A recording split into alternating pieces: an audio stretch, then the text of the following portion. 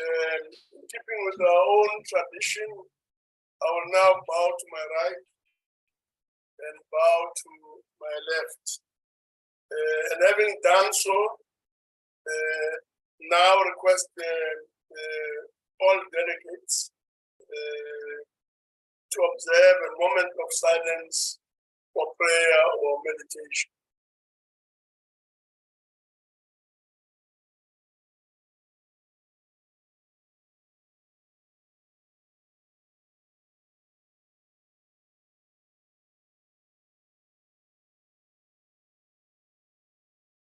Thank you very much. Let me take this opportunity to remind delegates that the rules and the processes apply for the virtual setting. Recording in progress. And before we proceed, and before we proceed, I would like to remind you of the following. That this virtual sitting constitutes a sitting of the National Council of Provinces, that the place of the sitting is deemed to be Cape Town, where the seat of the National Council of Provinces is, that delegates in the virtual sitting enjoy the same powers and privileges that apply in the sitting of the National Council of Provinces. That for the purpose of the quorum, all delegates who are logged onto the virtual platform shall be considered present. That the delegates must switch on their videos if they want to speak. That the delegates should ensure that the microphones on their gadgets are muted and must always remain muted. That the interpretation facility is active, that permanent delegates, members of the executive, special delegates, and SALGA representatives are requested to ensure that the interpretation facility on their gadgets are properly activated to facilitate access to the interpretation services. That any delegate who wishes to speak must use the raise your hand icon or function, and by now members are familiar with the icon. To move on, fellow delegates, I've been informed that there will be no notice of motions or motions without notice, except a motion except a motion printed in the name of the chief whip. So the only motion we have is that one which is printed in the name of the chief. I now call on the chief whip to move the motion on the order page. Thank you very much, Chairperson, and greetings to honorable members. I move that the council resolves that Rule 218 subsection 1, which provides inter alia that the consideration of a bill may not commence before at least 3 working days have lapsed since the committee's report was tabled, be suspended for the purposes of consideration of Division of Revenue Amendment Bill 22 in the year 2022, deferred to the Council from the National Assembly. I so move that it be accepted, Chair. Thanks. Thank you very much, Chief Whip. We'll now proceed to the voting on the motion. I shall put the question, and the question is that the motion be agreed to. Before we proceed to voting, I shall allow provinces the opportunity to make their declaration of vote in terms of Rule 86, if they so wish. And just to emphasize again, maximum 3 minutes per declaration. Anyone wishing to make a declaration? None. And this being the case, I now call upon the provinces to cast their votes. Called upon to do so. heads of delegations must indicate whether they vote in favor, against, or abstain. We'll do so in alphabetical order, starting with the Eastern Cape. Eastern Cape, Eastern Cape iyavuma, Chair. Buma, Free State, Free State vote in favor, Chairperson. Free State vote in favor, okay.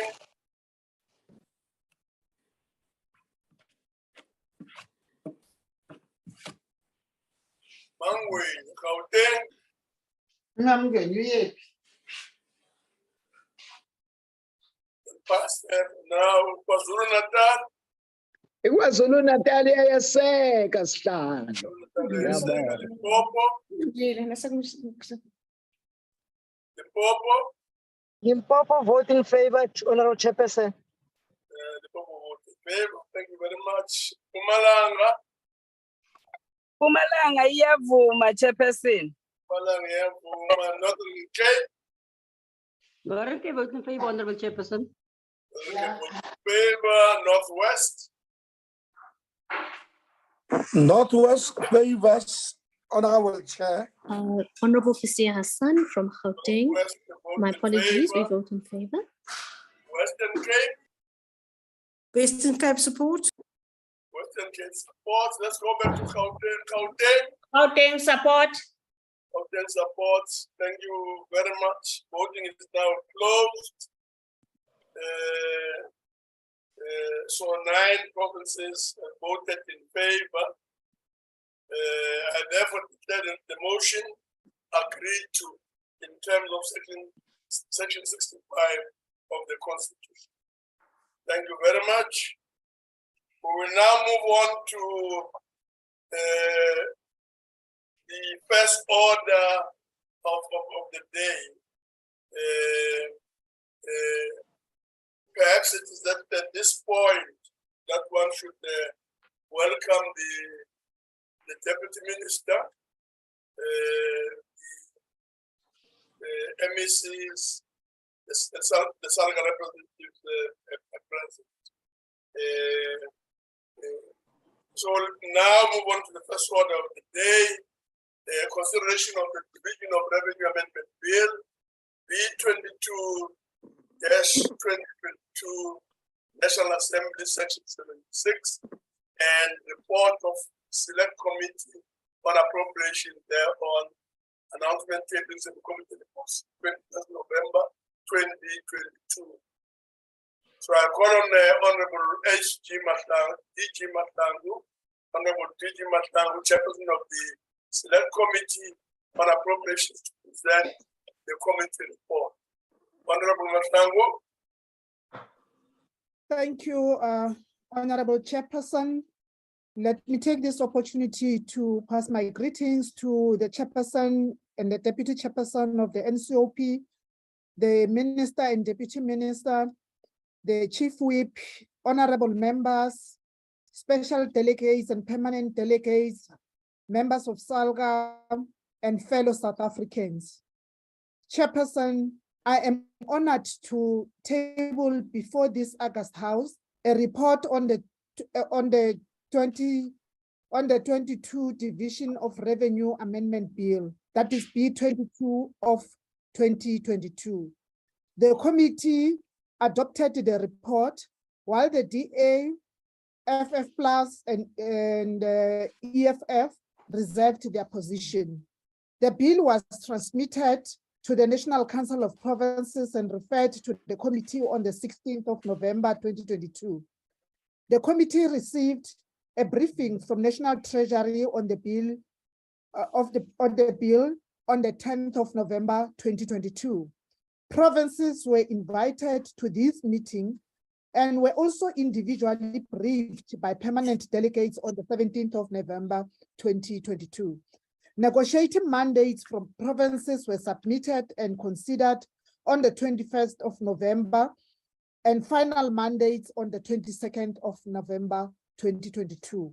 To facilitate public participation, Honorable Chairperson, the committee published adverts in print media in all 11 official languages from the 27th to the 30th of October 2022. The following stakeholders made submissions: Amandla Mobi, Rural Health Advocacy Project, TB Advocacy and Accountability Consortium, Section 27, Congress of South African Trade and Congress of South African Trade Unions. Honorable Chairperson and members, the above stakeholders also made oral presentations during a joint public hearing on the 11th of November 2022. In compliance with Section 214, subsection 2 of the Constitution of the Republic and Section 10, subsection 4 of the Intergovernmental Fiscal Relations Act, number 97 of 1997, the committee consulted the FFC and SALGA and was also briefed by the Parliamentary Budget Office, that is PBO. Honorable Chairperson and members, the committee observed some issues and made the following recommendations. Please allow me to present the recommendations and observations to the House. The Minister of Finance should gazette the adjustment allocation in the Division of Revenue Amendment Bill as tabled together with the medium-term budget policy statement on the 26th of October 2022. These include the rollovers, unforeseen and unavoidable expenditures, spent funds, provisional allocations not earmarked for specific votes, and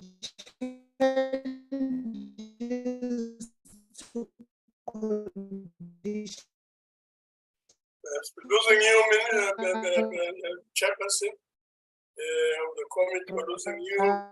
Please try and speak slower and speak directly to the mic. Please proceed.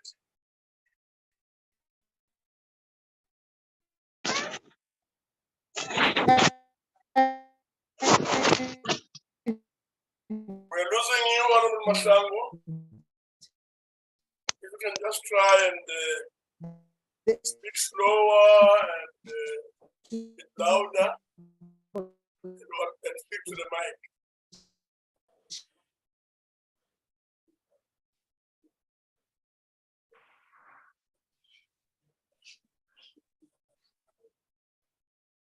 Please unmute and speak slower, a bit louder, and try and speak to the mic.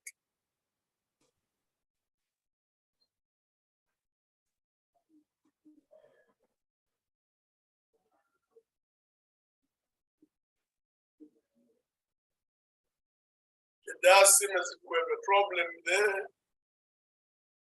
One more time, I'll ask the table to try and assist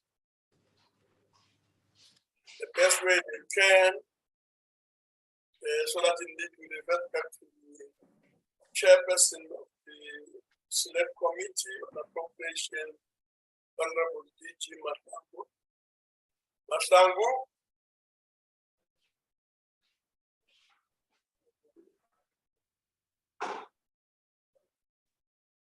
Seem to have lost her. Yes, I think we've lost her, and that being the case,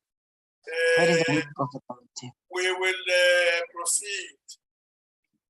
But before I will proceed, I shall allow the provinces the opportunity to make their declaration of vote in terms of Rule 86, if they so wish. Again, that is a reminder, maximum 3 minutes per declaration. Anyone wishing to make a declaration? Yes, Chair, the Western Cape wants to do a declaration. Please proceed. Thank you. Honourable Chair, the Democratic Alliance has made it clear that it does not support bailouts to failing state-owned enterprises. To exacerbate the already untenable situation, we are bailing out Sanral due to the failed e-toll projects that the Democratic Alliance warned about from the start. But wait, there's more. the end solution is still not clear, as the Gauteng provincial government has been told to come up with a large sum of money and work out a future funding model. So the truth is that there is still no solution to e-tolls. If only this government had listened to the alternative solutions in the first place. The debt swap from ESCOM is another bailout by Point of subversion. order, Chair. With no quantum revealed, no Point conditions. of order, Chair. Just hold on a minute, honorable member. Honorable Khai, what's your point of order? A point of order, Chair, is that in terms of the rules, we're not supposed to show the logos of our political parties.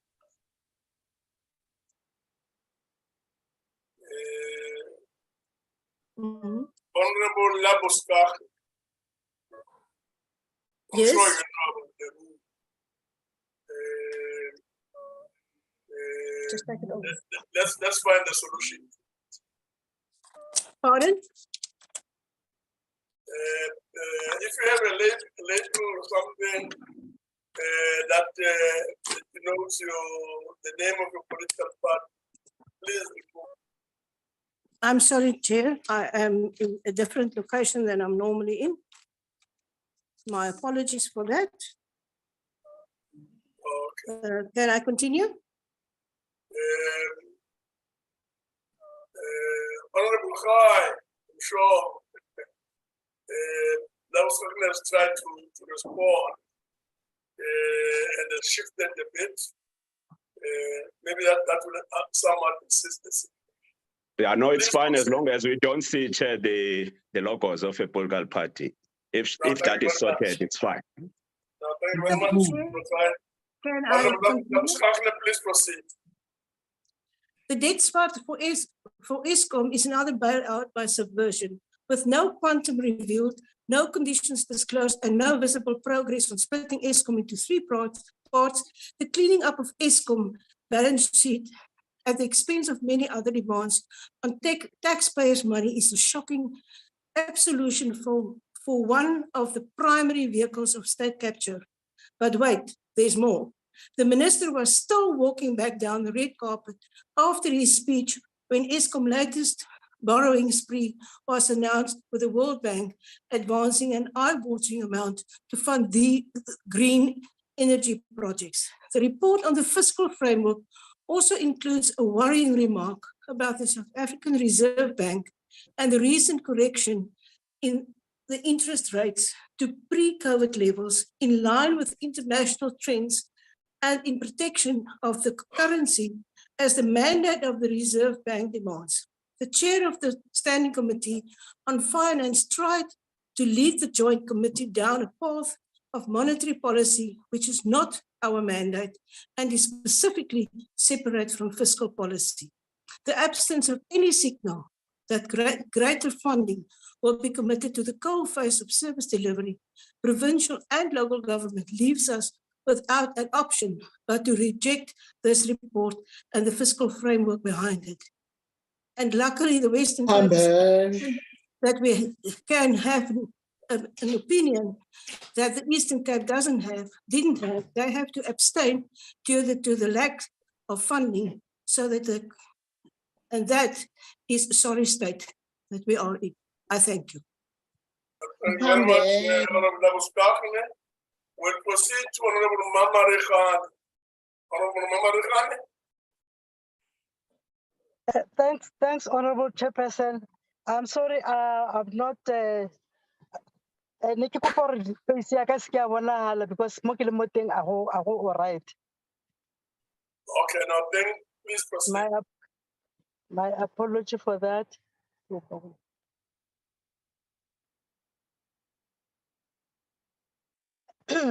Thanks very much, Honorable Chairperson. I rise on behalf of the province of Limpopo to support the adoption of the Division of Revenue Bill. We believe the bill responds to the critical intervention needed to economically reconstruct our economy and provide direct support to the poor and the working class. We welcome the efforts to increase provincial condition grants which are expected to reach 401.4 billion rand in 2025-2026. On average, as well as the conditional grant growth rate was expected to increase marginally by 4.3% in nominal terms over the medium-term expenditure framework. This increase will directly empower the rural province of Limpopo. Honorable Chairperson, a total of 100 million rand within the neighborhood development partnership grant is shifted from the direct grant to the indirect grant to fund project preparation, planning and implementation for the municipalities that are having administrative and financial challenges affecting project implementations. In addition, local government is expected to receive a total of 523 billion from the nationally raised revenue. The total allocation to local government therefore increased by an average growth rate of 6% over the MTEF.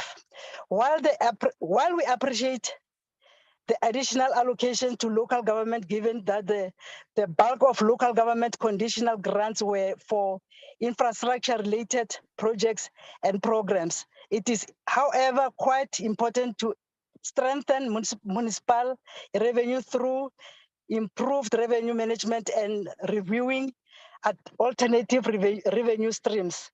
We further appreciate the proposed amendment to the Provincial Roads Maintenance Grant Framework to allow spending on disaster response in relation to the April 2022 floods and for spending on rural bridges under the Welisiwe Rural Bridge programs.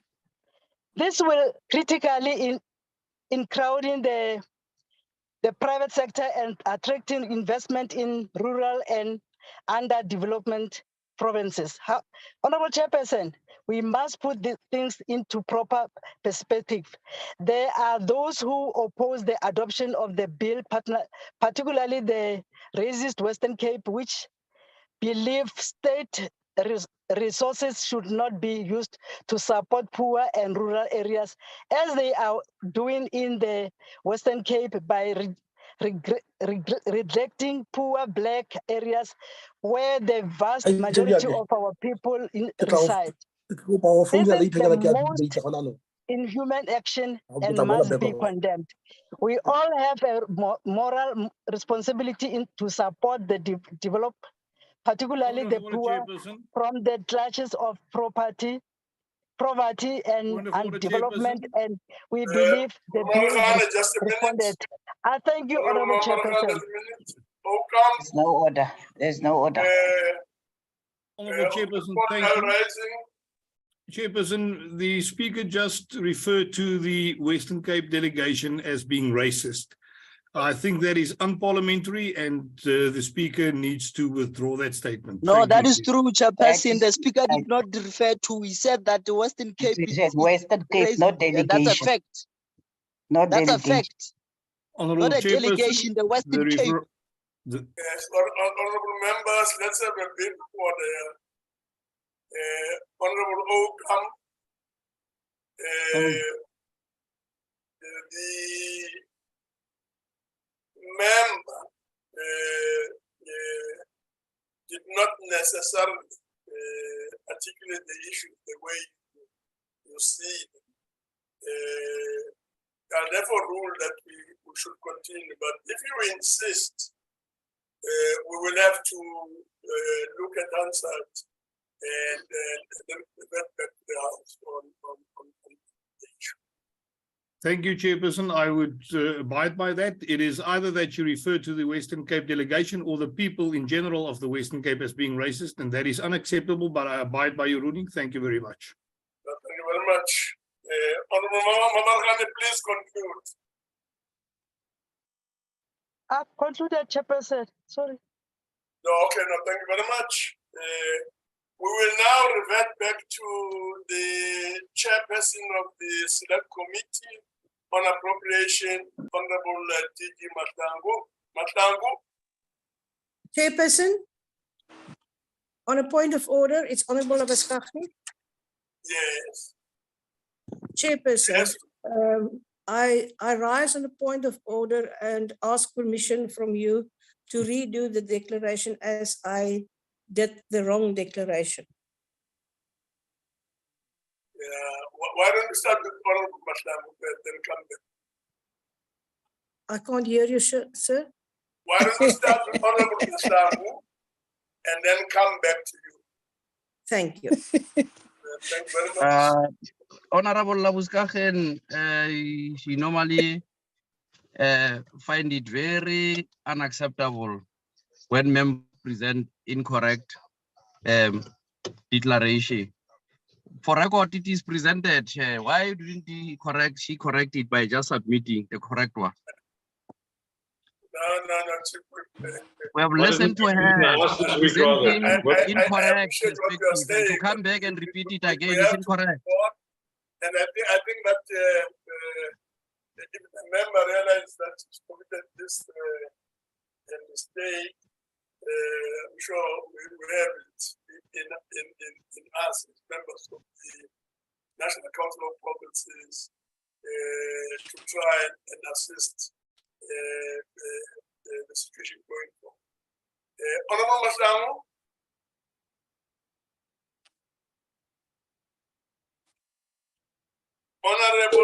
Honorable Chairperson, thank you. I hope I'm audible now. Yeah, audible. Please proceed. Thank you, Honorable Chairperson, for your indulgence. Chairperson, I was saying we furthermore, as the committee, recommended that the Gazette should include the proposed amendment to the following specific grant framework to allow for spending on disaster response in relation to the two floods. Provincial roads maintenance grant to allow for spending on rural bridges under the Welisi's Rural Bridges Program, Education Infrastructure Grant Framework, Municipal Disaster Recovery Grant Framework.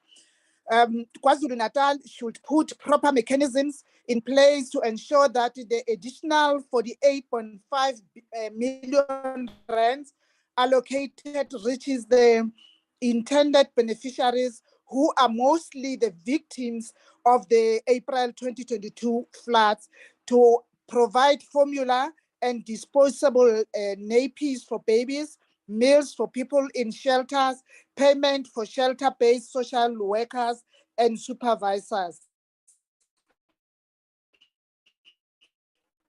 and the payment for the shelters tracking system. Honorable Chairperson, Department of COCTA should the disaster happens, including transfer of the much needed disaster relief funds, and ensure the effective billion rands to the Municipal Disaster Recovery Grant for the reconstruction and rehabilitation of municipal infrastructure damaged by floods in the Western Cape, the Eastern Cape, and the KZN. Honorable Chairperson,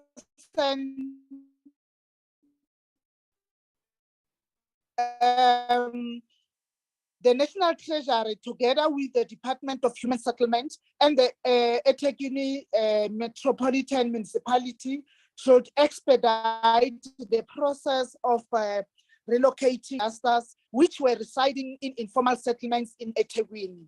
The committee believes that the amendment of the framework of municipal to ring-fence funds for the purchase of land identified for the relocation will assist to fast-track the process. Given the impact of the recent floods, the committee recommends that government should consider providing municipalities with performance-based conditional grants, rewarding or incentivizing programs that are environmentally efficient and responsive to the adaptation and mitigation of the challenges of climate change. Honorable members, the National Treasury should correct the allocation and effect the required changes of the Municipal Disaster Recovery Grant Framework to ensure the MDRG allocations are correctly allocated to the municipalities assigned for the function as indicated. Honorable Chairperson, the committee believes that the proper review with respect to local government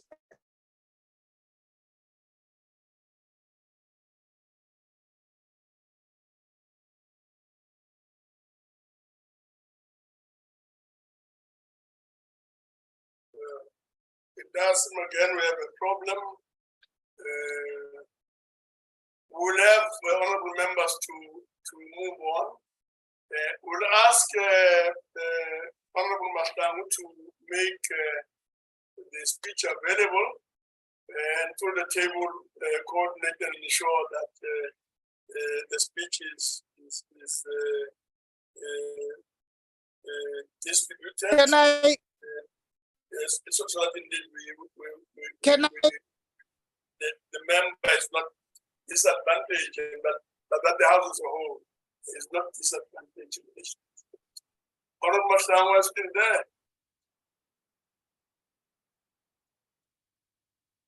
Honorable Mastangu. I'm here. Yes, Chair. I was thinking if I can close the There's video. some problem there. So I'm really making a proposal that you will make your speech available. And that we will proceed accordingly. Not unless you want to try one more time as you conclude. Thank you very much, Honorable Chairperson. I will jump the other recommendations. Go to the last three recommendations. With regard to the 30 billion rands bailout to Sanral, Dismal, and Transnet, the Department of Public Enterprise, the Department of Transport, and the state-owned entities cannot rely on government financial support forever, even if it is financed through higher than anticipated revenues. The committee is of the view that the provision of continuous financial support to SOEs directly from the fiscals will continue to compromise social programs for the poor and other developmental obligations. This needs to be self-sustainable. As part, Honorable Chairperson, of the SOE turnaround strategy, the committee is calling for concrete steps to be taken by the Department of Public Enterprise and the Department of Transport to strengthen oversight, leadership capacity, and financial management capacity, and to ensure the appointment of suitably qualified and experienced officials to turn around the balance sheet of these entities within a reasonable period after the adoption of this report by this House, hopefully today. National Treasury, Honorable Chairperson, together with the Department of Women, Youth, and Persons with Disabilities, should find a way to develop appropriate mechanisms to design and implement more gender-responsive budgeting to address the scourge of GBV and femicide in South Africa. This should include strengthening and capacitating gender-based violence desks at at police stations to ensure that such cases are resolved expeditiously. Whilst the committee welcomes the extension of the social relief of clear understanding that this was introduced as a temporary measure during the COVID-19 pandemic, the committee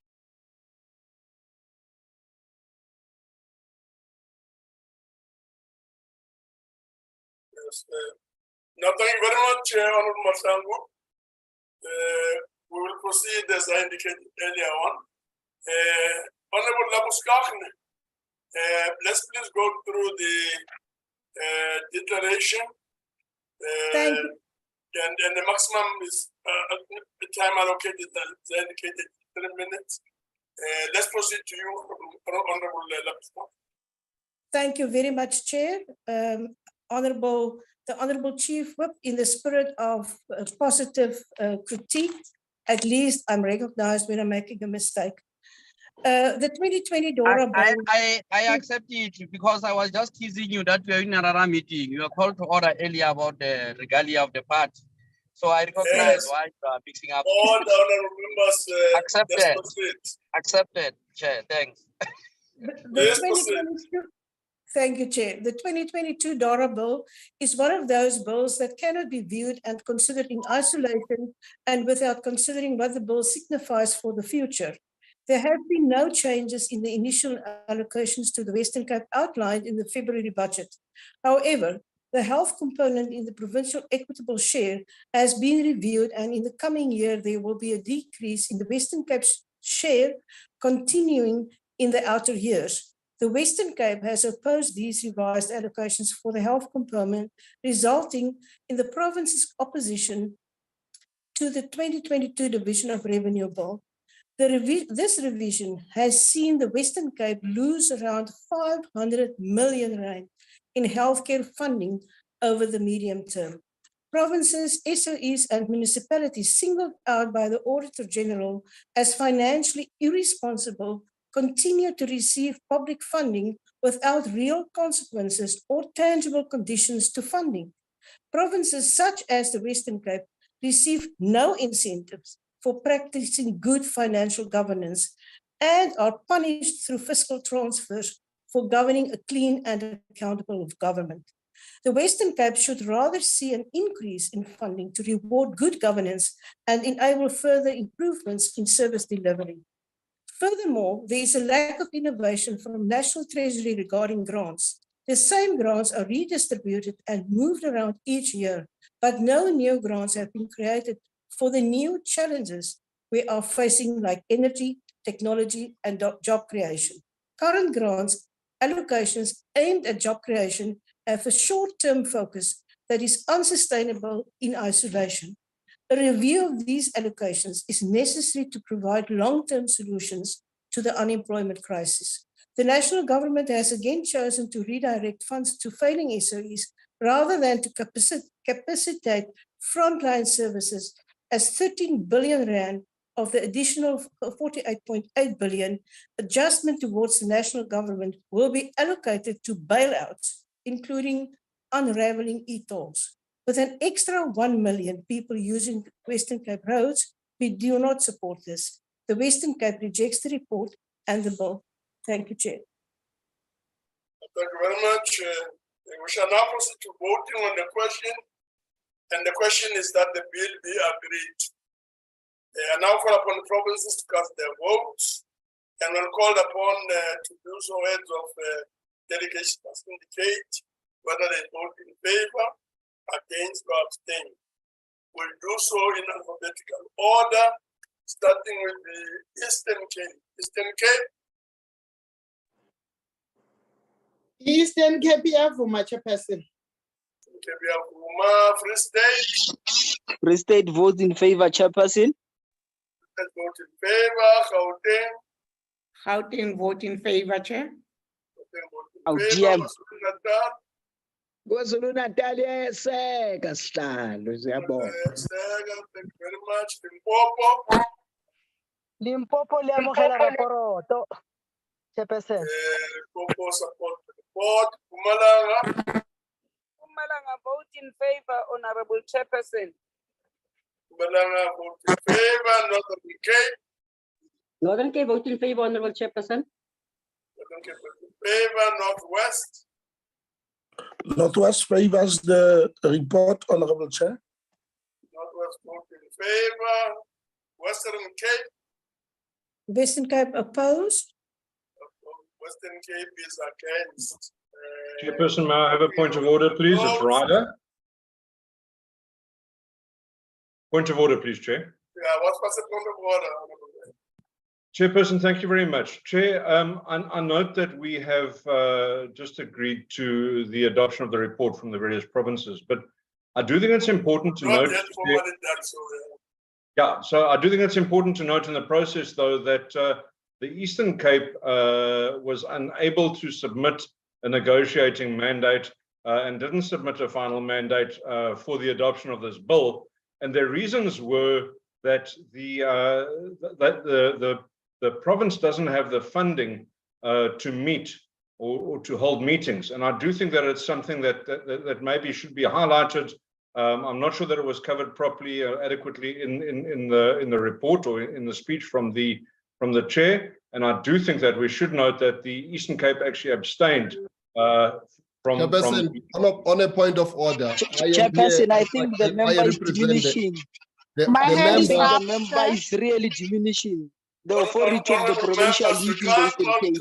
Really, Chair, we can't be abused like this. Chairperson, Chairperson, thank you very much. I just want to. Honorable Ryder, let us hear Honorable Mahlangu and then we'll come to the chairperson. Thank you. Mahlangu. Thank you, Honorable Chairperson. On what point I hear what Honorable Ryder is saying. Apple Chair. Yes, please. Am I audible? Yes, you're audible. Okay. Okay, thank you, Chair. I want to speak on the matter that was raised by Honorable Ryder. The minutes do reflect what is it happened in the meeting, but as we came and prepared for the report, we received a letter that came from the speaker, signed by the speaker, to mandate to mandate Eastern Cape to vote in favor. And that letter, I think, Chairperson, as the chairperson of the NCOP, you might be aware of the letter. The member can check that letter. Thank you. The final mandate is that the delegation must vote in favor. We have the letter. Chair, on a point of order. Yes. Why don't we keep first?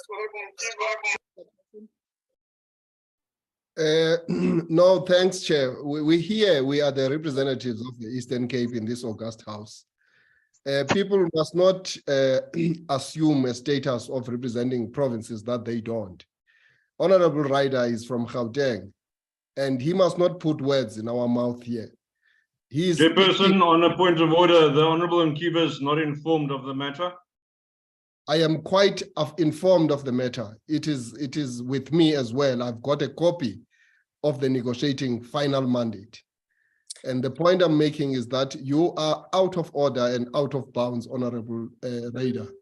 Stay in Gauteng and represent the interest of your party from Gauteng, and we are here to represent the interest of the Eastern Cape. And the negotiating mandate is there, and as indicated by Honorable Mahlangu, it's signed, and it says we must vote in favor, and that's what we're actually presenting to this august house. Thank you very much, Chair. Honorable Ryder. On a point of order, Chair. Chairperson, as well. Honorable members, can I really make an appeal? We've already lost a lot of time just going through this one part of the program. And we really do need to move forward with some meaningful speed can I say that the point that has been raised has been noted. I will pursue the issue outside of this sitting, and we'll keep members informed of how the matter has been dealt with. So without any waste of time, let's conclude the issue. We are now at the point where we must declare the results. 8 provinces have voted in favor, and 1 province has voted against. I therefore declare the bill agreed to in accordance with Section 65 of the Constitution. Thank you very much. We'll now proceed to the subject of the debate as indicated. But before we proceed to the debate, I would like to take this opportunity again one more time to welcome the deputies of cooperative governance and traditional affairs. Welcome the MECs, SARGA representatives, all permanent and special delegates to the House. We shall proceed to the subject of debate on the state of the municipal infrastructure, building a viable municipal infrastructure network for effective and efficient delivery of services to communities. So I'll call I now call upon Honorable Tembing Kadimin, Deputy Minister of Cooperative Governance and Traditional Affairs, to open the debate. Honorable Nkadime. Thank you very much, Honorable Chair, honorable members, ladies and gentlemen, good afternoon. Let me start, Honorable Chair, by thanking the Honorable House for inviting us to participate in this debate on the state of municipal infrastructure in our country, and remind the House, Honorable Chair, that 2 decades after democracy, we have made significant progress in the provision of basic services. However, we still have not eradicated infrastructure backlogs, especially those basic infrastructures that services our people and are provided by municipalities. Chapter 4 of our National Development Plan states that South Africa needs to invest in a strong network of socio-economic infrastructure designed to support our country's medium and long-term economic and social objectives. The economic infrastructure is a precondition for providing basic services such as electricity, water, sanitation, telecommunications, and public infrastructure. And we cannot leave it into municipalities only. It must be extensive, it must be enough, it must meet industrial, commercial, and household needs. It needs to position, as the National Development Plan says, several preferences of these preconditions in following this approach. It may also be instructive in nature to us to create, as COCTA, preconditions for municipalities on how to create viable municipal infrastructure network for effective and efficient delivery of services to our communities. Municipalities are therefore charged, as with the Constitution, with the responsibility of assuring this attainment of the objectives of local government as enshrined in Section 152 of our Constitution of the Republic of South Africa. But furthermore, Honorable Chair and members, municipalities are the closest sphere, as we all know, of government to communities, and the expectation of effective and efficient service delivery therefore lies with them mostly. So it will be, that is why Section 152 of our Constitution is enjoined with Section 154, which places both national and provincial government at a task of supporting and strengthening municipalities to execute their mandate beyond the social services, but also incorporating both industries and economic social services to ensure that we build a viable municipal infrastructure network that is effective and efficient and can be able to deliver services to communities. It is instructive, therefore, that today we reflect on the following thematic areas the historical provision of infrastructure in South Africa, which is linked to the foundation of the basics of the 278 municipalities then up until 257 after reconfiguration of municipalities post colonization. The capacity and the capability of local government for infrastructure service provision, infrastructure investment, climate resilient infrastructure, emerging risk to infrastructure development, but also ensuring a reliable, sustainable and quality of service that as municipal councils were supposed to provide. The first thematic area, which is the historical provision, it will be wrong for this House, Honorable Chair, to forget that since the survey, which was conducted in 1994, October, just post our first democratic elections, it was discovered that by chance of having access to essential services, it is varied significantly across the demographic groups. And it was discovered that Black African majority households lack services and access to utilities such as housing, water, sanitation, and access to power, what we call electricity. With these inequalities clearly visible, the New Era's administration then developed programs which were aimed at accelerating service delivery. And Masakane was born. Infrastructure development in formerly underprivileged neighborhoods. The acceleration which moved electricity from about 32% to the current 93% reticulation. Water from about 29% to about 82% that we currently serve today. So post-1994, there has been a significant increase and interest within government to deal with injustices of apartheid linked to infrastructure development and modernizing the areas where our people live, make them viable economically, but also to ensure that the infrastructure is sufficient and the rent is distributed equitably to all South Africans who live in South Africa. So urbanization and land invasion, yes, must amaze us today, but it is precisely because people are placing more pressure on the provision of services in local municipalities because now they know what is the difference of pre-colonization and post-colonization. Hence, local government has been given, therefore, this constitutional mandate to provide their citizens with effective and efficient services, such as water, amongst others. So in addressing this, the NDP offers an integrated urban development framework and the government policies and legislation, which ensures that there are similar programs which improves the lives of our people. Cooperation and coordination through our IDPs and between the different spheres and utilizing DDM are government and tiers and spheres of local government that have been placed with the responsibility for coordinating and developing this.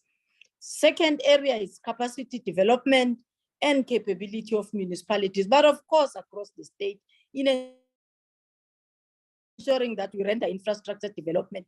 And we weigh heavily on strategy that will utilize the availability of resources. And a recommended approach from us, COCTA, is to improve the capability of municipal personnel. You may be aware of the amendment of the Structures Act, which now makes it compulsory, amongst other things, for the development of municipal staff, separation of powers politically, and also the building of capacity.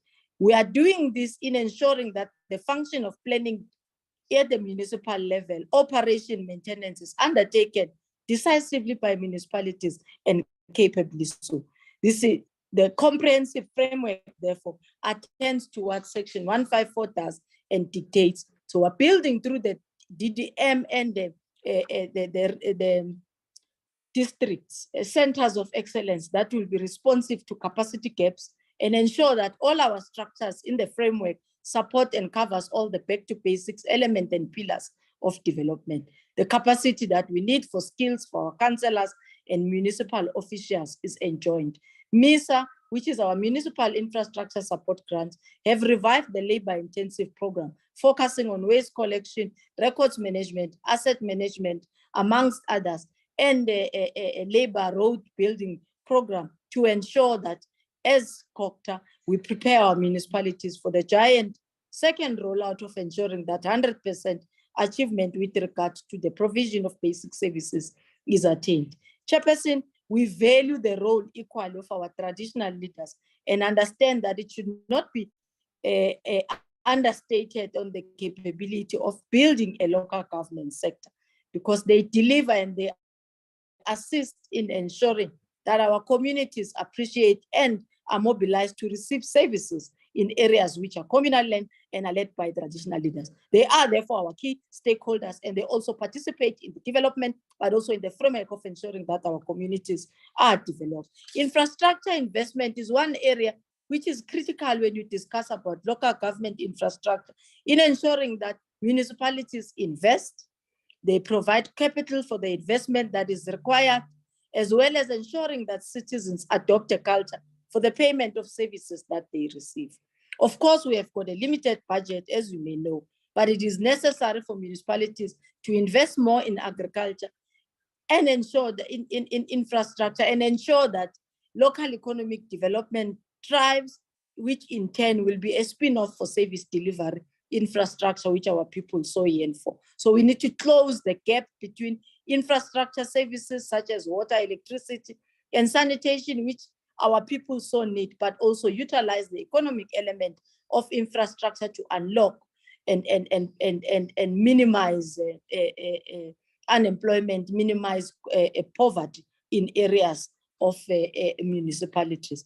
But they cannot do this, as I said, Chair, on their own. So we continue to fund through to close the infrastructure gap through grants, but our own revenues in municipalities also need to be reignited, and intergovernmental transfers to be incentivized more to municipalities to ensure particularly that municipalities that have low-income residents and have limited revenue opportunities of collection, they need to be subsidized more, because they carry about 49% of our residents stays in about 105 municipalities, which are all small and rural.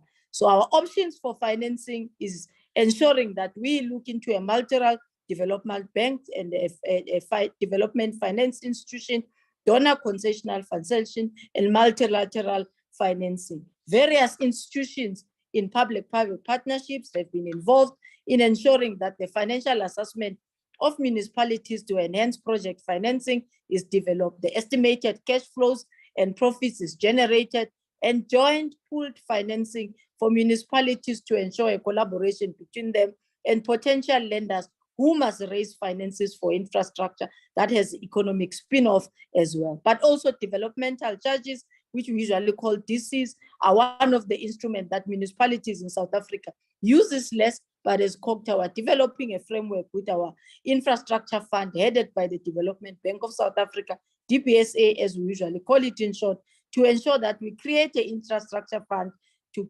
provide and support co-financing in a blended finance program and projects. Identify this, also ensure that the infrastructure fund coordinates with the Vulindlela Fund of the National Treasury to deal with the viability gap funding. The thematic area on climate resilience and infrastructure development assures that municipalities plan, design, and build and operated in a way that anticipates and prepares for and adopts to the changing climate conditions. We have a good and a painful example of the floods in eThekwini, in Northwest and in the Eastern Cape, just in April, May this year.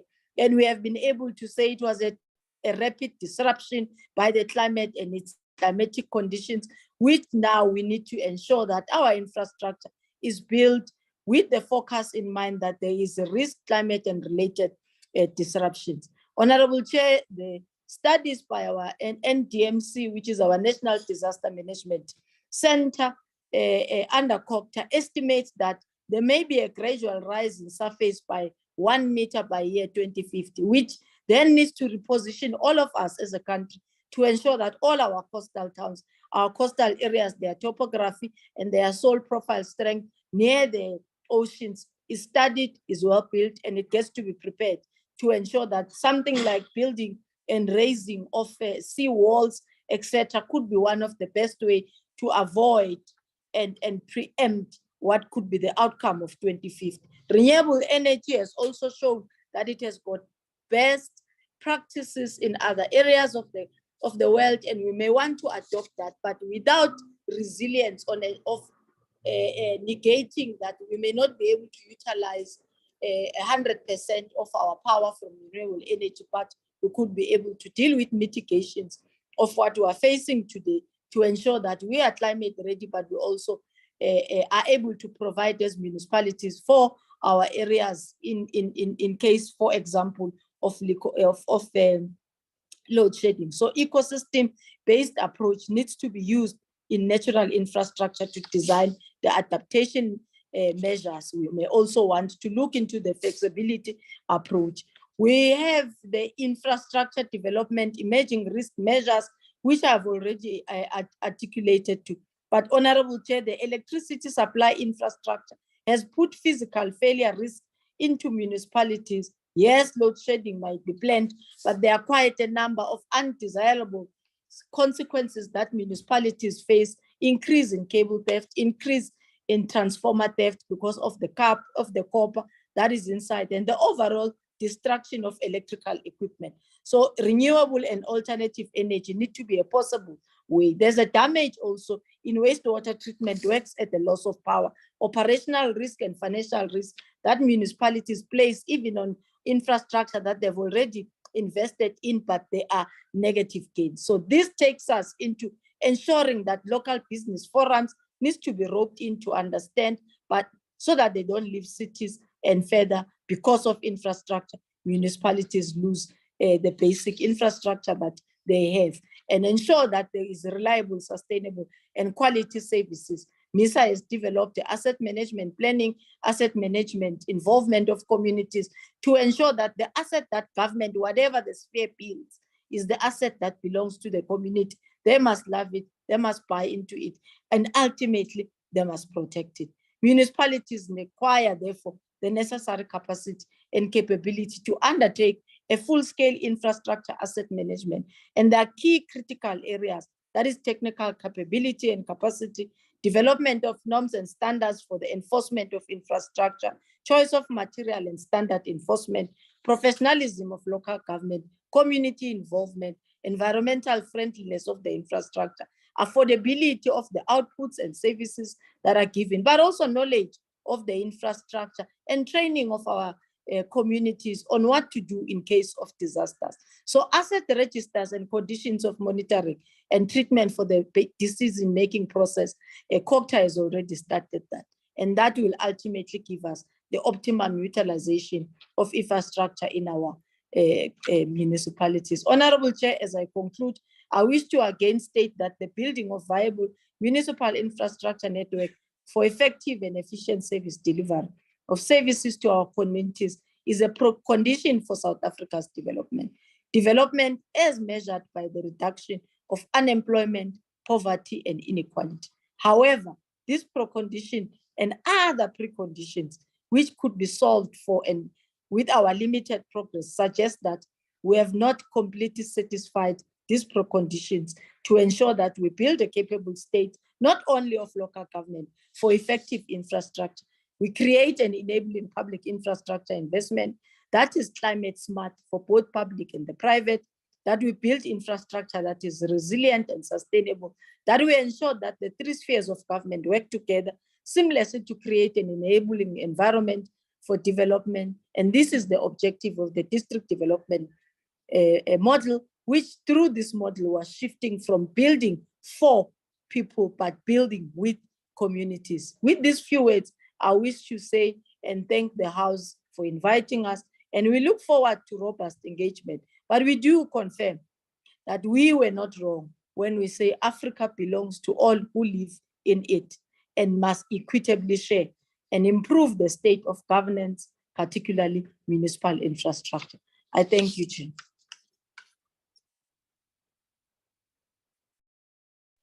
Abongwe.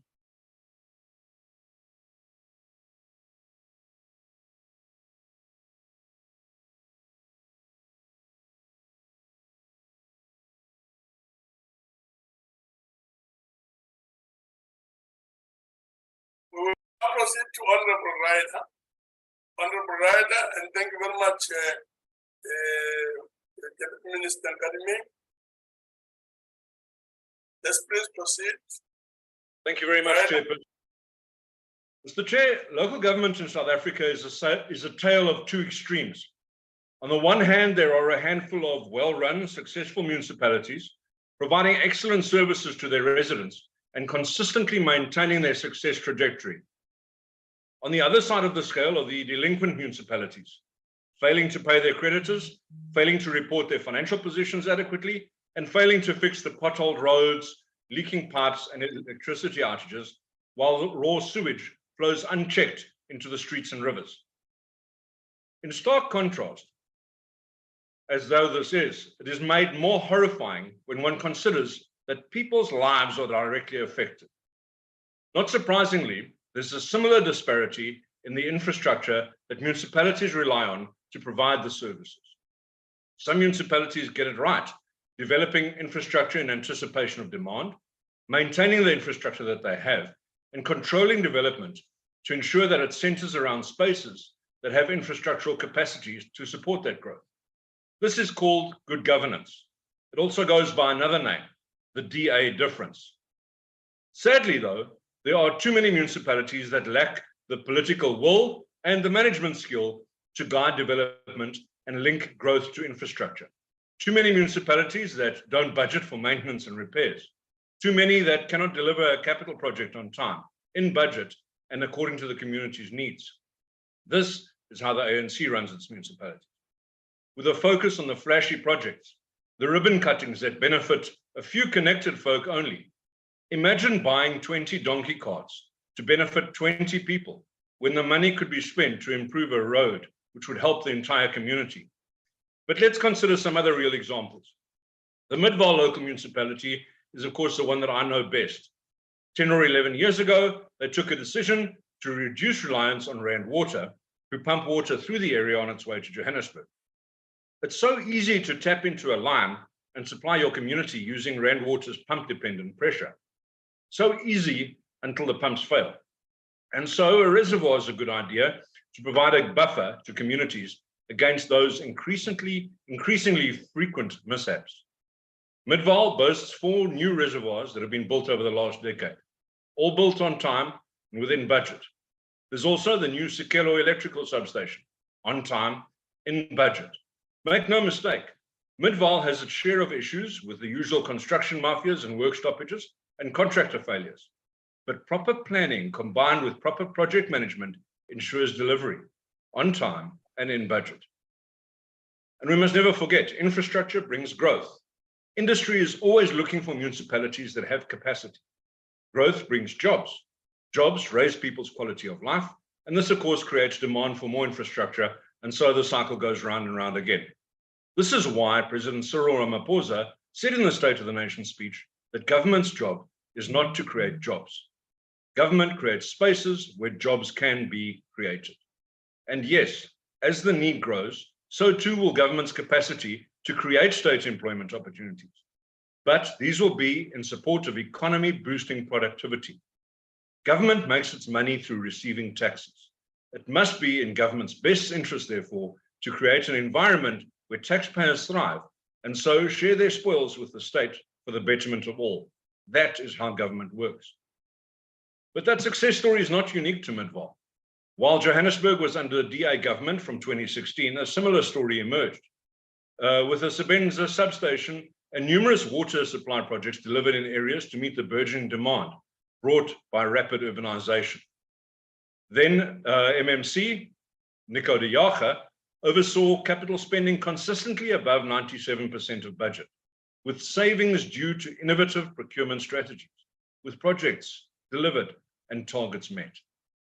And of course, the Western Cape has many successes to boast of as well. The Plastic Road, incorporating recycled material in Gucha. The Mossel Bay Joint Operations Centre that has combined all spheres of government in bringing together a coordinated safety approach for their residents. The George municipality is busy with a 1.2 billion rand sewer and water project and are ahead of schedule, under budget, and begging Treasury to release the balance of the funding to enable them to complete the project in a shorter time possible. These are all catalytic projects designed to differentiate municipalities from their peers, to attract growth, to try to improve the quality of life for their residents. And now let us contrast a few municipalities. Mfuleni, right next door to Midvaal, and with more than 4 times the budget, cannot even keep the lights on, cannot fix the roads to bring customers to shops and businesses, cannot stop pumping megaliters of sewage into the Vaal River system. The Sebokeng Renewal Project, which was envisioned ahead of the 2010 World Cup, is still in tatters 3 World Cups later. A metro like Jersey, well, look at Jersey under ANC government, struggling to spend even close to 90% of their capital budget. Look as well at Bloemfontein, a basket case with the main feature of the town being a landfill site that greets you from the N1. Almost no new infrastructure has been built there for years, and that which has been built is already starting to crumble with the poor workmanship and subsequent lack of repairs and maintenance. And look too at the Northwest Province, so mired in political infighting that they allowed a municipality to operate for almost 2 years with 2 mayors, one from each of the biggest 2 factions, and 2 municipal managers in support of each faction.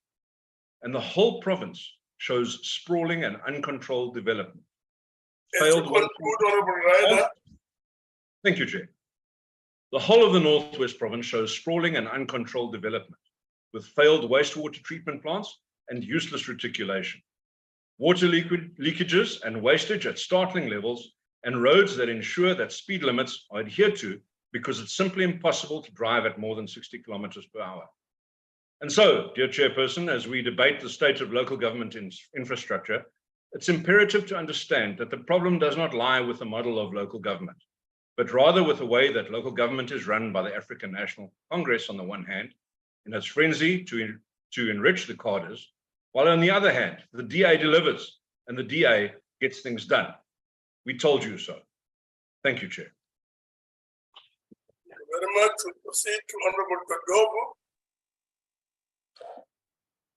Thank you, Honorable Chairperson of the NCOP, Honorable Masondo, Deputy Minister of Kokta, Honorable Tembin Kadimeng, Honorable Chief Whip of the NCOP, permanent and special delegates, including MECs, ladies and gentlemen, both cities and rural areas in South Africa face unprecedented economic, demographic, fiscal, and environmental challenges that make it imperative for municipalities to rethink the way they do perform their functions to achieve the developmental objectives of our society. These cities and rural areas share an underlying need for modern, efficient and reliable infrastructure like roads, steel and fiber optic cables, wastewater treatment plants, and information, communication and technologies, among others. These are the essential building blocks of the economy which enable trade, power businesses, connect workers to their jobs, create opportunities for struggling communities, and protect them from an increasingly unpredictable natural environment. Honorable Chairperson, there is no doubt in my mind that infrastructure is the backbone of a healthy economy. And in the context of South Africa, it generates employment opportunities, alleviates poverty, and addresses inequalities in our society.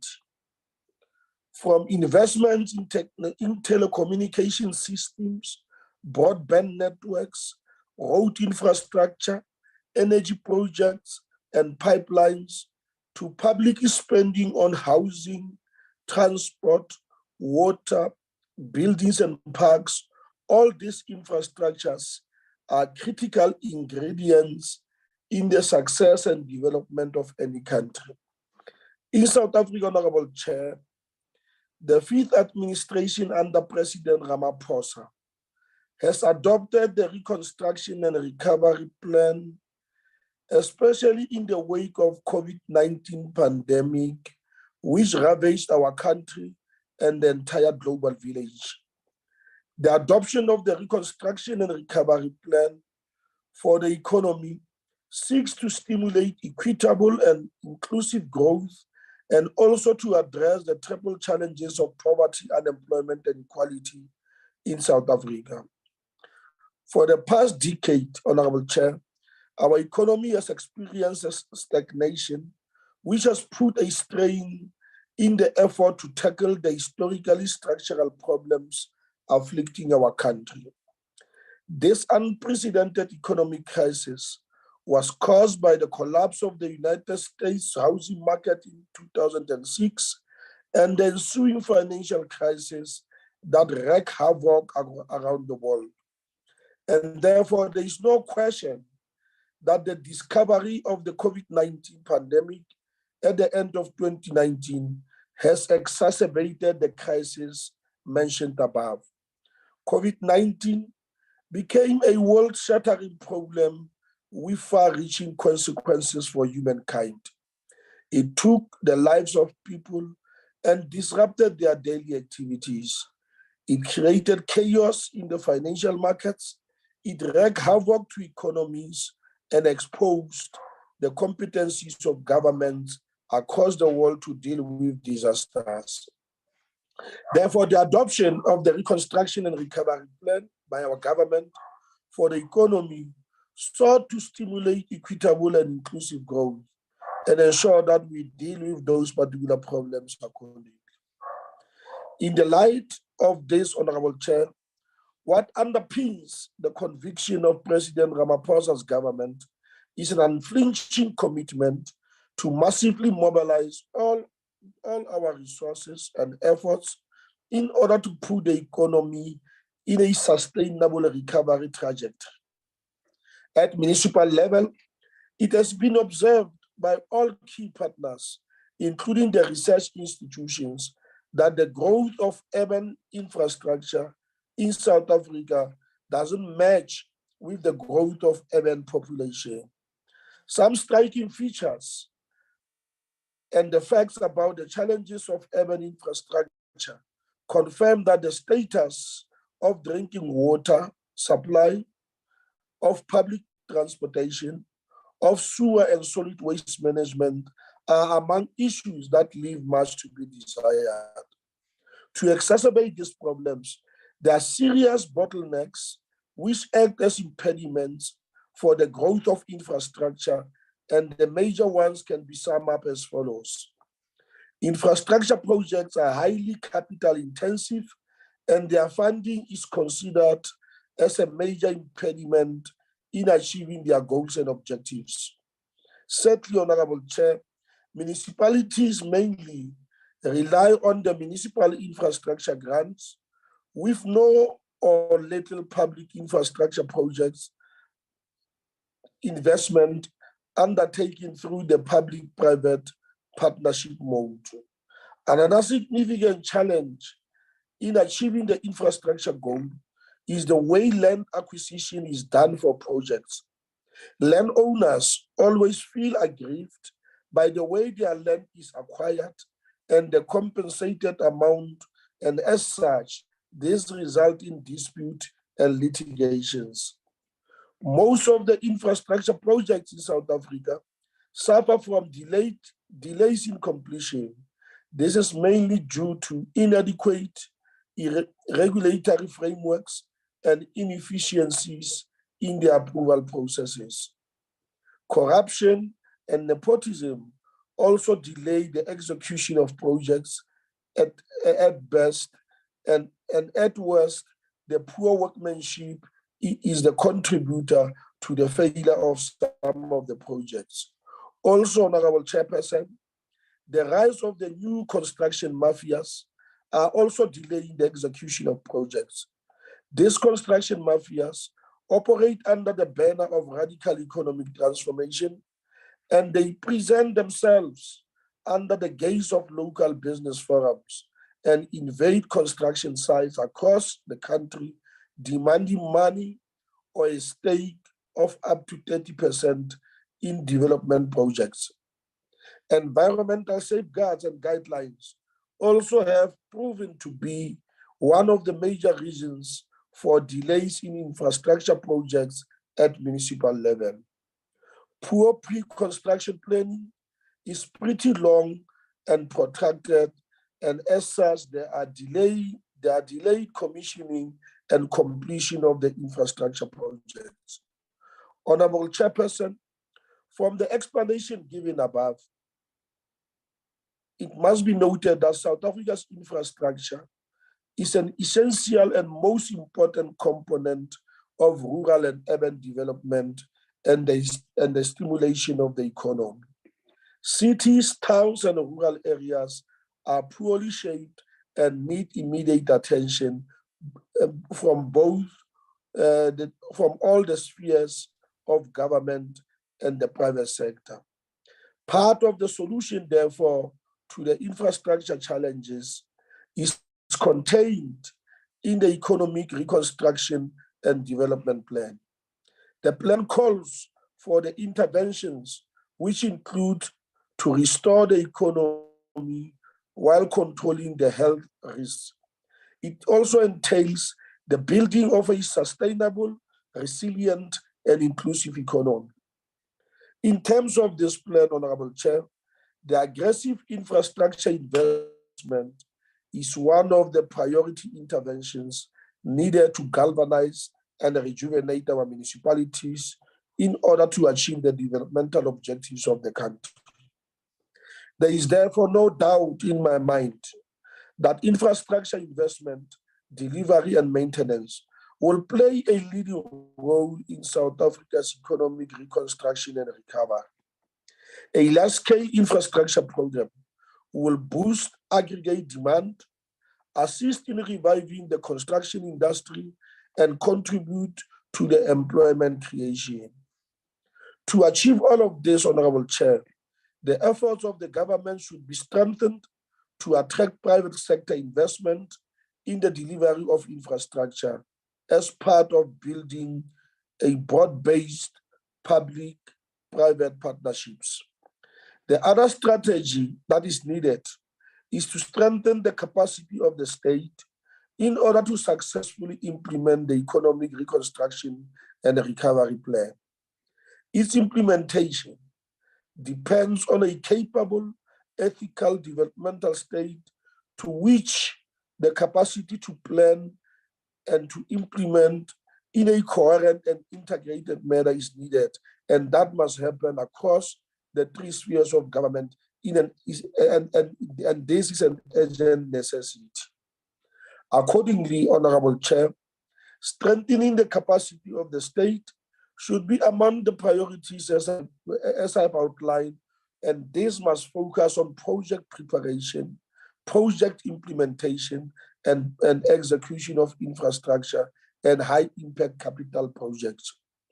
Corruption in infrastructure projects must also be decisively rooted out because it has reached, unfortunately, alarming proportions generally in South Africa. The emboldened acts of corruption over time have also, unfortunately, eroded public trust in the ability and capacity of the state to deliver infrastructure services to the people. That is why to uproot it, it is an urgent necessity. Lastly, Honorable Chairperson, the technical human resources and skills must be reinforced in areas of weakness at local government level. The proposed public procurement bill should be fast-tracked, and this must include the introduction of transversal contracts for identified large volume items. The use of the district development model should also be strengthened and deepened to ensure better coordination, planning, and delivery of infrastructure projects in order to build a viable municipal infrastructure for effective and efficient service delivery of services to the communities. Thank you very much, Honorable Chair. Thank you very much, Honorable Tudogo. We'll move on to Honorable T. Makiwane, the Eastern Cape. Honorable Makiwane. Honorable Chairperson of the NCOP, Honorable Chief Whip of the NCOP, Honorable Deputy Minister of Culture, special and permanent delegates here present, honorable members of this House, ladies and gentlemen. First and foremost, if we agree, as we should, that every development happens within the municipal space, and for any development to happen, it requires both social and economic infrastructure. Then it follows, while on one hand, we must build the capability of our municipalities to plan, budget, implement, monitor, and maintain their infrastructure networks. On the other hand, as the provincial and national sphere of government, we are required to discharge our constitutional mandate of supporting this sphere of government. Where there is no infrastructure, prospects of investment are minimal. As such, the public investment has to be deliberate into not only reinforcing, but undermining the apartheid spatial form and development. As things stand, Honorable Chairperson, there are municipalities.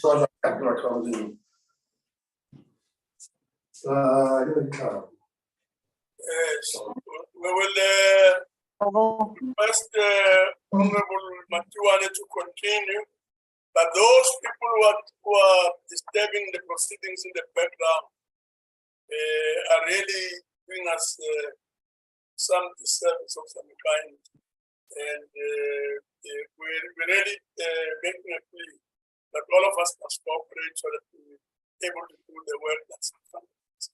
Thank you very much. Matiwane, please proceed.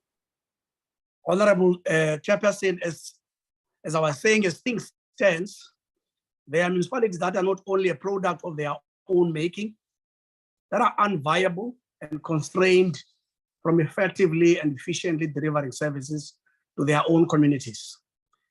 And as lawmakers, we must amend such legislative prescripts with some strong holistic development of our country.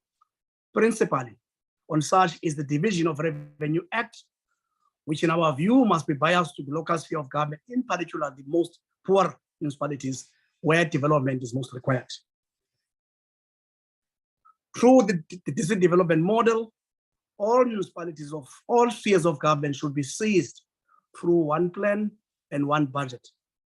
And the capable local state should, in an equitable manner, be deliberate in providing public infrastructure that unlocks economic potential, reduce poverty, and progressively changing the spatial outcomes.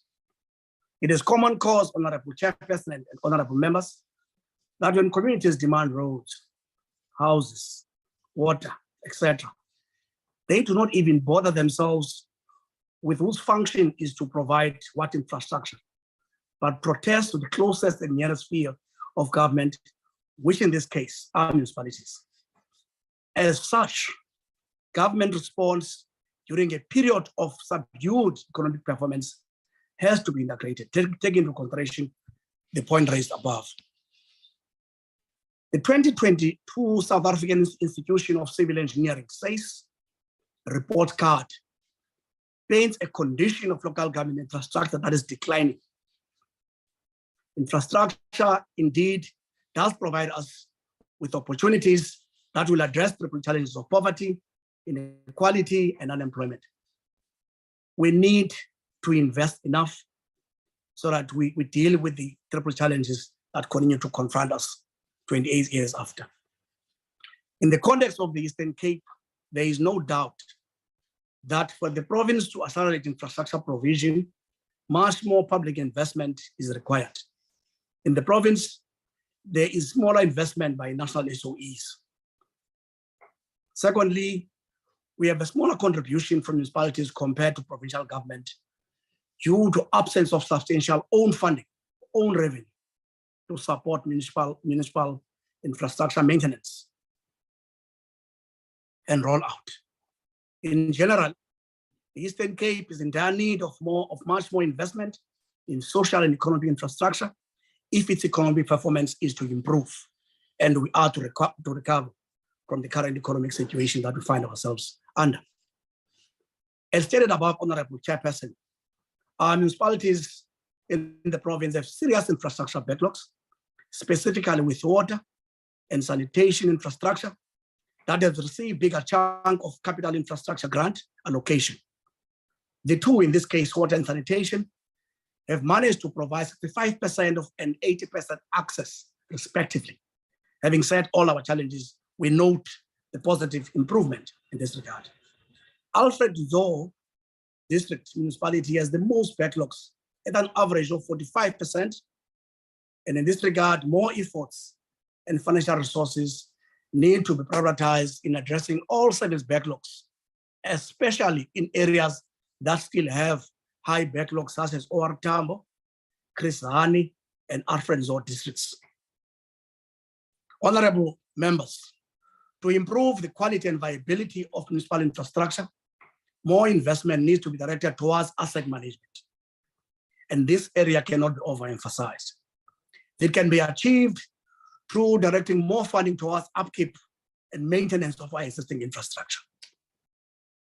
The Municipal Infrastructure Grant, which is MIG, conditions has in the recent times been repurposed to incentivize municipalities to focus more on asset management. And the emphasis on asset management doesn't only talk about maintaining assets, having assets being usable, but it also helps municipalities to account when Auditor General comes. They can be able to trace them, they can be able to provide adequate feedback and cogent argument with regards to the asset. The grant allows qualifying municipalities to use 10% of their MIG towards agent repairs and maintenance of water and sanitation infrastructure to restore their functionality. The grant also allows municipalities to use 5% of the grant allocation towards development of asset management plan. Honorable members, this is a good start, but more needs to be done to capacitate municipalities to meet these grant conditions. But also, these conditions need to be extended and expanded to other municipal infrastructure grants. Honorable Chairperson of the NCOP, investment in infrastructure is critical in the post-COVID-19 macroeconomic recovery. Our infrastructure investment as a country remain below the 30% national development plan targets.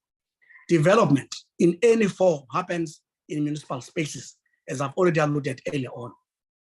It then becomes critical to capacitate municipalities, irrespective of size and location, to be able to develop bankable and feasible project preparation plans.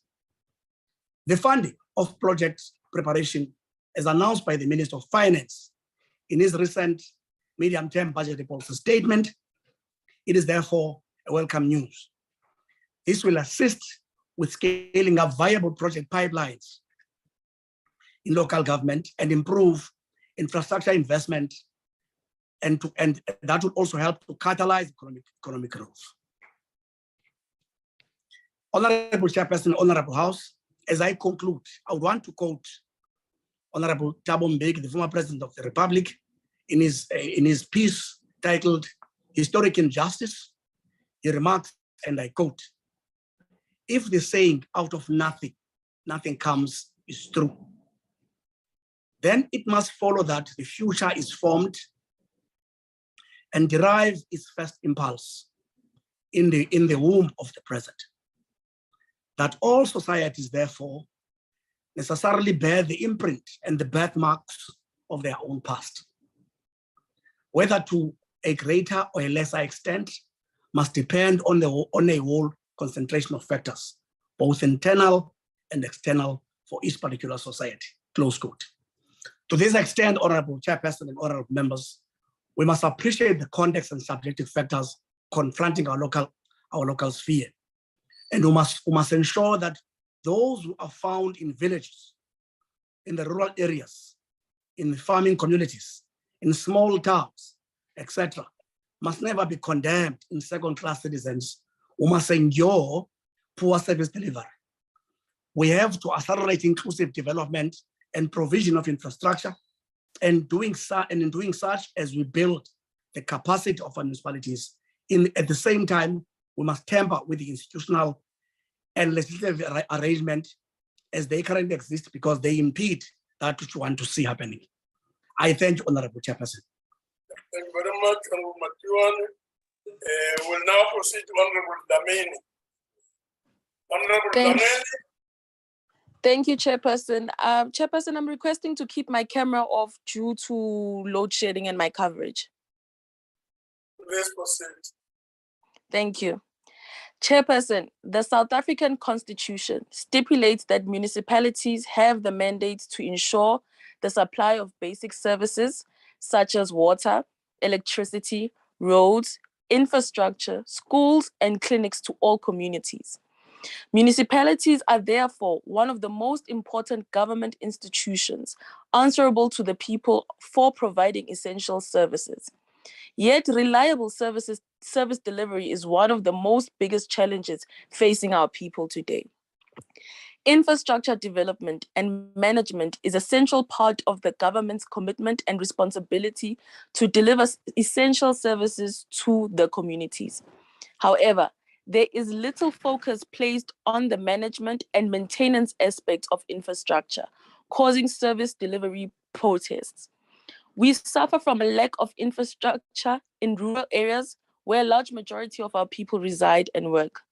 Rural areas are left neglected, so much so that residents of Mhlangeni village in Ward 4 of Raymond Mhlaba local municipalities and other in Amatola district municipality, both ANC-controlled municipalities, are currently competing with animals for drinking water due to the shortages in unreliable water supply and poor management systems.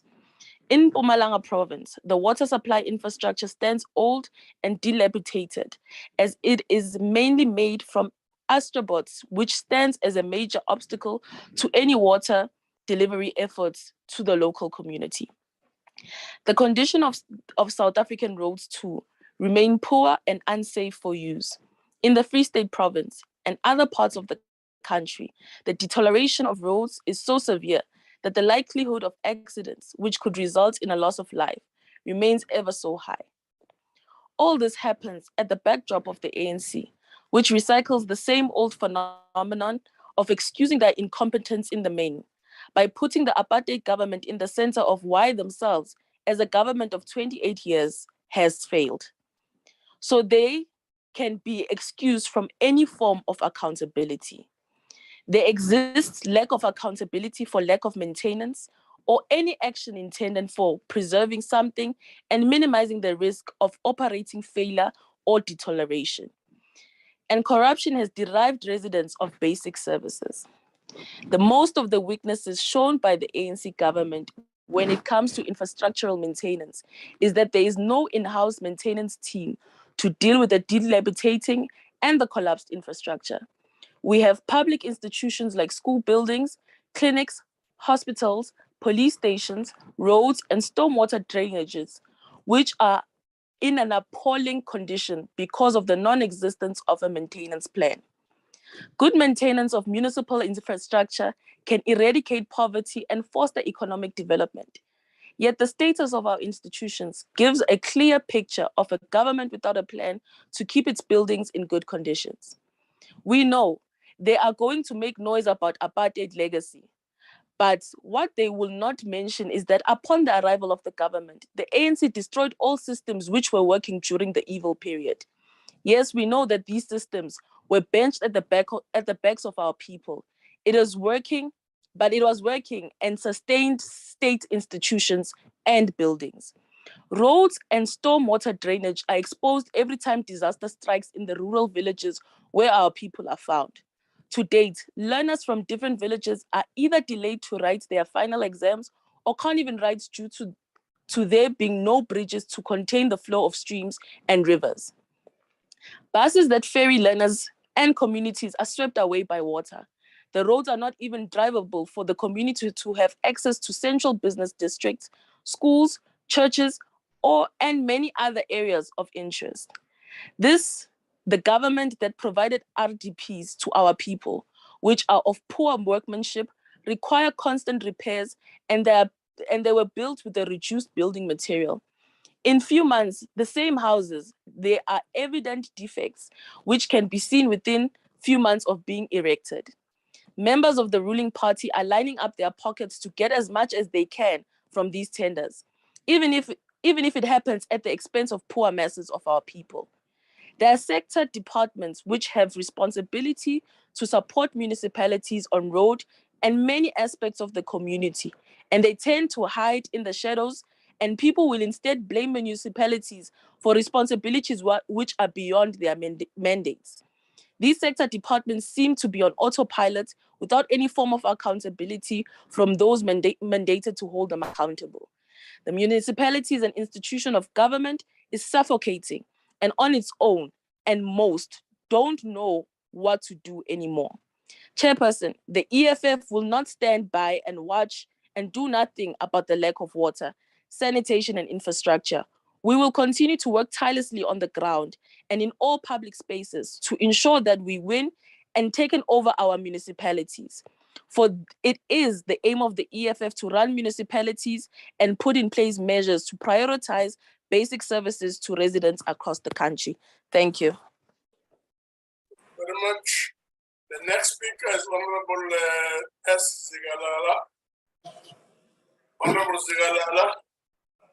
Thank you, Honorable Chairperson, Deputy Chairperson, the Deputy Minister of Cooperative Governance and Traditional Affairs, the Chief Whip of the NCOP, all honorable members of this august house. As the province of KwaZulu-Natal, we pay tribute to this House of Parliament for championing the cause of provinces and municipalities.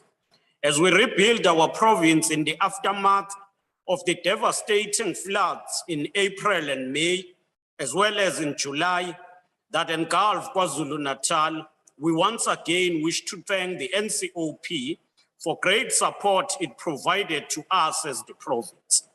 Today's debate on the state of municipal infrastructure under the theme Building a Viable Municipal Infrastructure Network for Effective and Efficient Delivery of Services to Communities must be welcomed as another opportunity of interest and significance that the NCOP places on performance of municipalities. There are a number of challenges that are facing municipalities and the provincial government with regard to infrastructure, which include the following: the absence of the early project initiation and planning by municipalities, supply chain management delay and in-year procurement resulting in the late appointments of service providers, poorly managed construction schedule and cash flow, consistent reprioritization of projects outside IDP and fund other things that are not related to infrastructure, delay in the processing of payment due to cash flow problems and other reasons, identification of projects where there are existing legal land issues, and all of these hinders the delivery of infrastructure project with speed. Notwithstanding these challenges, the provincial leadership of COCTA is inspired by a number of municipalities in our province who are going beyond the call of duty to make local government effective by building infrastructure on time and within budget. Last night, we honored these municipalities through the Municipal Excellence Service Award to encourage and acknowledge best performance. The overall winner of the night went to Greater Kokstad local municipality, while Umkambatini and Umhlatuze municipalities won an award on repair and maintenance budget.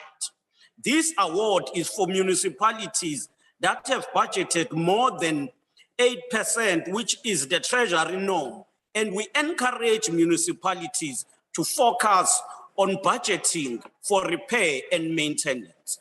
Honorable Speaker, the research we conducted as COCTA in 2020 tells us that most of the household, about 78.8 households, have access to water infrastructure. But there is this remaining 21.2 households who do not have water infrastructure, and most of them are located in rural areas. There is a problem in various municipalities of aging infrastructure. And one of the problems in rural areas is the sanitation backlog. With regard to infrastructure, KwaZulu-Natal is accelerating the implementation of KwaZulu-Natal Water Master Plan. Efforts are being strengthened with the assistance of a dedicated crack team comprising our department and the provincial treasurer. We continue to implement capacity building plans for staff of the water services authorities, focusing especially on the technical services and project management unit. For raw water, new dams are in progress, requiring an investment of up to 30 billion.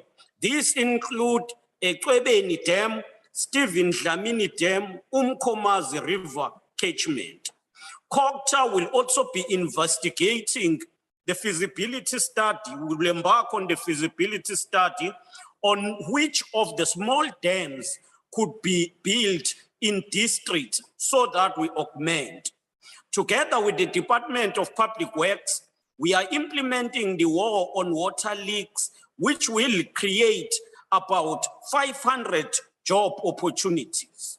Honorable Chair, KwaZulu-Natal is also implementing the KZN Provincial Electricity Master Plan. The plan seeks to expand electricity provision and address current electricity challenges. We are also supporting municipalities across to explore alternative energy generation. Research indicates that a combined investment of 25.8 billion is required in order to meet the current and anticipated electricity demand by 2031. We recognize the investment for the refurbishment of Eastwood primary substation infrastructure by ESCO. Currently, the eThekwini Metro has completed the scenario planning, stakeholder engagement, and they are now testing through the request for information. We will elaborate further on the following debate on our plan to ensure that all people of KwaZulu-Natal get electricity. We're monitoring and supporting the implementation of infrastructure projects through MIC, Water Services Infrastructure Grant, and all other grants. As a result of such monitoring, 25 KwaZulu-Natal municipalities received additional MIC funding in the year 21-22. And the province recorded the best expenditure performance nationally. Noting the province's priority of water provision during 2021 and 2022 financial year, 5 water services authorities also received the additional MIC grant. Honorable Chair, the infrastructure is also important for small towns development. As the province, through the Provincial Small Town Socio-Economic Revitalization Strategy, we have identified nodes and key interventions for grant funding. Through this strategy, the strategy has seen us completing Edumbe CBD road upgrade, the Mkambatini CBD roads. Impofana has also been identified to benefit from this project. We are focusing also in supporting municipalities such as Umdoni on storm water management systems. Local government is too important to fail. Through it, we must be able to tackle underdevelopment, address poverty, inequality, and unemployment. Once again, Honorable Chairperson, we thank the NCOP for its unwavering support dedicated to this sector, the local government. Together, growing KwaZulu-Natal, I thank you. Thank you very much, Honorable Sigalala. That takes us to the next speaker, Honorable M. Bartlett. But as Honorable Bartlett prepares to take to the platform, And now hand over the chairing to Honorable Lucas. Thank you very much, Honorable Chairperson. Chairperson, I just want to apologize for not switching on my video. But Honorable Chair, good afternoon to all the members. And Mr. The historical challenges of poverty, Chairperson, inequality, unemployment, and historic economic exclusion needs to be reserved and reversed. These historic challenges, Chairperson, have been exacerbated by low economic growth and the impact of the COVID-19 pandemic, which has resulted to higher levels of unemployment. Chairperson, the conflict between Russia and its neighbor Ukraine has negatively impacted on the price of food and fuel. At a local level, this has negatively impacted on the working class and the poor. Chair, while government has created a social net to assist the poor and indigent through social grants and rebates on water, electricity, more needed to be done. The government in response to low economic growth and high unemployment announced the economic restructure and recovery plan. Honorable Chair, this was a state-led economic recovery plan which was based on a public-private partnership and was infrastructure development driven. Chair, moreover, it sought to ensure local industrial development and local economic development through the DDM. Furthermore, it sought the development of SMMEs in a different parts of the country. Infrastructure development at local municipal level is the key to economic development and implementation of the economic reconstruction and recovery plan. The development and the importance of the microeconomic and the economic for local economic development and job creation cannot be overemphasized. In order to achieve the objectives of economic reconstruction and recovery plan, Chair, and implement the plan in its importance that weaknesses which exist in local government and municipalities be effectively addressed. Honorable Chair, this requires the building of skill, capability, and implementation, capacity to execute service delivery. Honorable Chair, the lack of in-house capacity and capability at municipal level to ensure that local municipalities are able to project manage infrastructure projects, and it must be addressed. There needs to be greater levels of cooperation between different spheres of government to ensure that infrastructure projects are developed to ensure effective and efficient service delivery.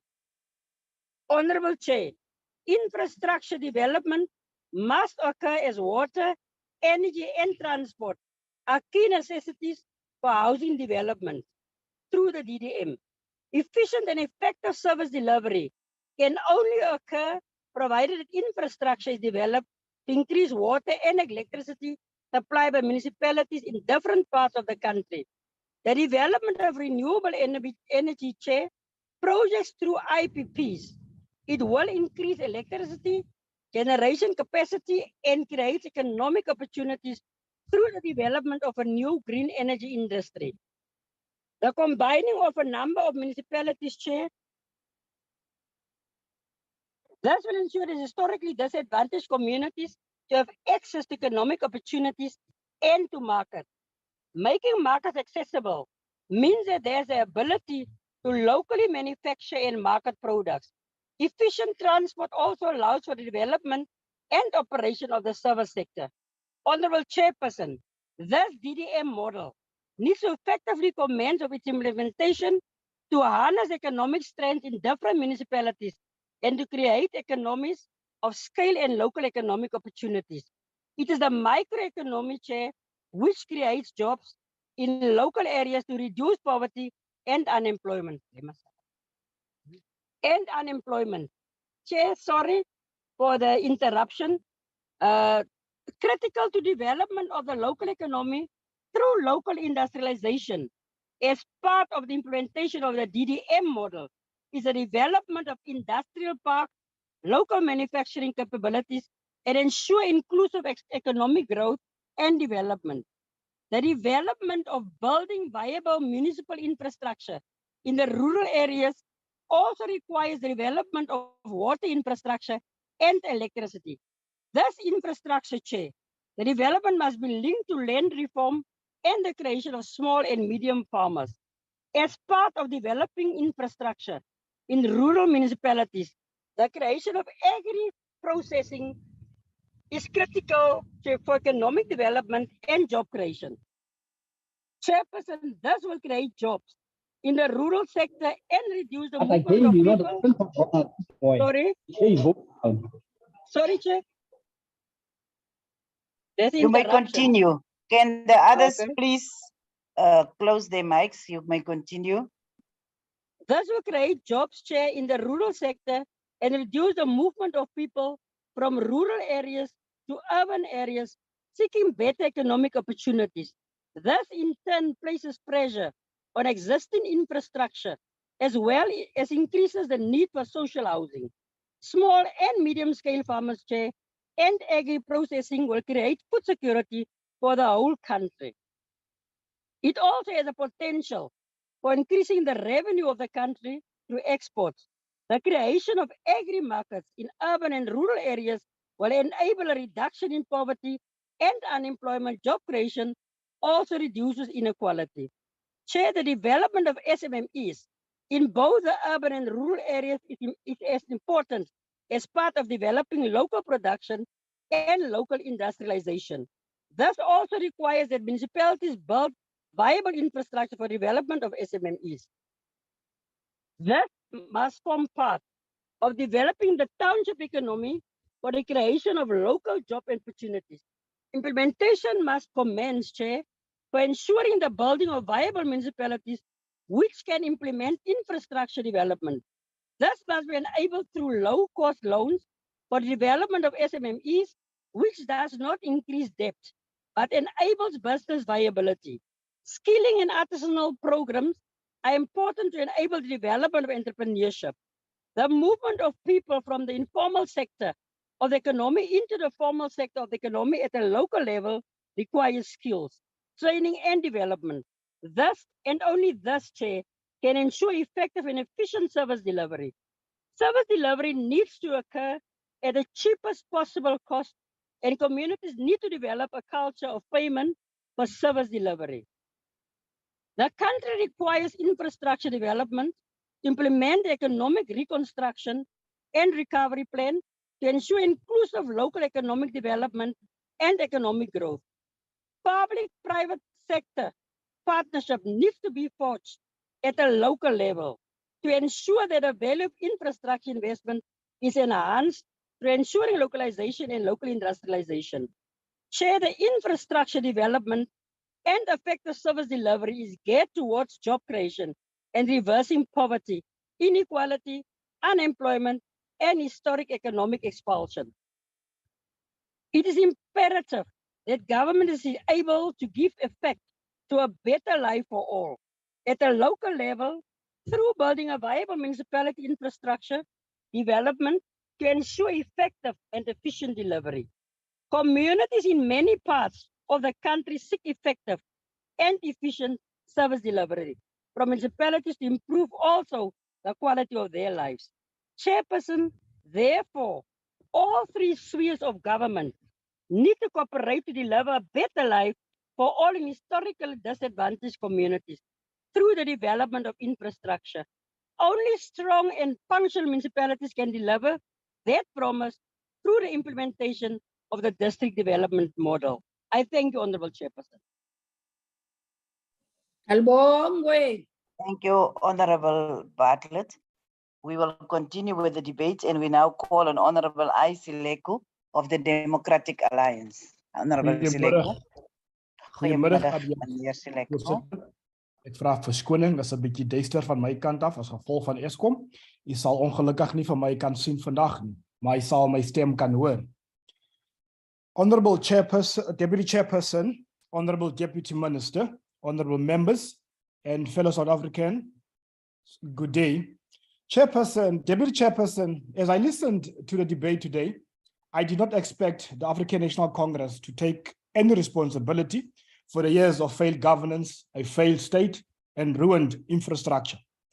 And I was once again proved right when the ANC did what they always do and blame apartheid and COVID-19 for the implosion of service delivery and other infrastructure under their watch. Deputy Chairperson, apartheid is part of our past, and we can't justify incompetence by always referring to the past for us to feel better. Deputy Chairperson, the ANC's infrastructure failures is up close and personal. It is not only killing the economy, it is killing our people. And I was really hoping Minister De Lille was going to speak after me as initially outlined, but the charges Honorable Mikalakis laid against her must have put the NCOP in a wrong light. But at Mahlo Dumela Primary School in Limpopo, DM, the parents and community is still mourning the horrific death of a young boy who fell into a dilapidated pit toilet and died. Deputy Chairperson, these tragedies happened because, as William Gumede, Associate Professor at the University of Witwatersrand, wrote in the Sunday Times, and I quote, South Africa does not have a functioning integrated public logistics infrastructure, unquote. He comes to the ugly but true conclusion that a lack of infrastructure maintenance and increase in corruption, cadre deployment, and the awarding of tenders to dodgy companies have, and I quote, snowballed into the breakdown of the entire public infrastructure, unquote. The Democratic Alliance and Gumede, like most observers, are outraged and deeply worried that no service or sector has escaped one of the biggest infrastructure collapses ever witnessed in the world. Gumede pleads with the African National Congress government to intervene. Unfortunately, Deputy Chairperson, on this point, I disagree with Gumede. This beautiful country does not need the African National Congress to exacerbate the damage they caused. What we need is for the African National Congress to do themselves what they are doing to South Africa, and that is to completely destroy a once functioning infrastructure. The ANC intervened in Eskom, and as a result, the good people of this country is left with no electricity and no electricity to repair infrastructure. The majority of water treatment plants in South Africa do not release clean water, and most of our wastewater treatment works are in intensive care, ICU. The primary causes of the collapsed infrastructure syndrome created by the ANC are, amongst others, poor municipal infrastructure management, insufficient and abused funding, inadequate capacities, poor planning, and an absence of oversight. Deputy Chairperson, most ANC-governed municipalities are bankrupt and they use state equity and infrastructure funds to pay salaries. Those funds are not used for what it is meant for. Disgruntled South Africans scream, genoeg is genoeg, kwanele. Until recently, it remained a punchline until the KZN happened. Deputy Chairperson, the public are turning on the ANC in an enormous manner. In Theewaterskloof, where I come from, we see ANC councillors in the municipality starting becoming cognizant of their mistakes. And they start seeing the uprising against the ANC occur and wonder if Theewaterskloof is next. Deputy Chairperson, the ANC is playing a dangerous game to still abuse money meant for infrastructure upgrades. The people see this, and the mood during public process is getting more cynical by the day. Deputy Chairperson, I normally suggest solution in my speeches, but infrastructure collapse would only stop when the ANC is removed. We, the people, control that, and we will have an opportunity come 2024 to grab control of our future. I can refer you to the Western Cape, where the Democratic Alliance governs and where we still deliver quality services with sustainable infrastructure. I can tell you that the DA can and will help. I can tell you that the DA often offer to help, but the ANC, to the disadvantage of the people, rejected those offers. Yes, we must stop cadre deployment, Deputy Chairperson. Yes, we must stop corruption. Yes, we must stop abuse of funds by the ANC, governed municipalities. Yes, Deputy Chairperson, we can do a lot. Deputy Chairperson, any changes will need time and a political will. The ANC does not have the will, and the one thing this nation does not have is time. In 2024, we have an opportunity to get rid of the ANC and the RET state capturers. That is what we can we can and must do now. We must remove the ANC and put this country on a path of growth. I thank you, baie dankie en kos kakhulu. Baie dankie, agbare Sileko. Die volgende persoon wat nou sal voortgaan met die debate, who is going to continue, is Honorable B. Makamu, Limpopo MEC Koksta. Over to you, Honorable Makamu. Thank you, Deputy Chair.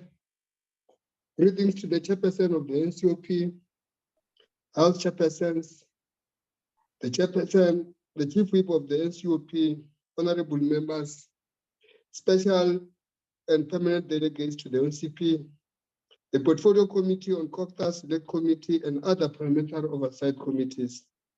Our Deputy Minister Kadiming, fellow MECs present here, ladies and gentlemen, good afternoon. Municipalities obtain the infrastructure development mandate from the various pieces of the legislation. The principal legislation is the Constitution of the Republic of South Africa, which introduces the principle of corporate governance, wherein it provides that local government is the delivery arm of the state. The Constitution also provides basic human rights that every South African citizen is entitled to. Among the human rights are basic services, which include water, electricity, housing, clean and healthy environment, promotion of economic and social development. Municipalities are required to undertake integrated development planning process, which will produce the IDPs. The Municipal Systems Act also empowers municipalities with the right and the duty to ensure that municipal services are provided to the local community in a financially and environmentally sustainable manner. Every municipal council must approve an annual municipal budget and includes provision for capital expenditure on projects over not more than 3 years. In terms of the Municipal Systems Act, the council must approve a financial plan linked to the IDP that is prepared for a period of 5 years. Of course, access to basic services in our province in terms of the 2021 General Survey is as follows.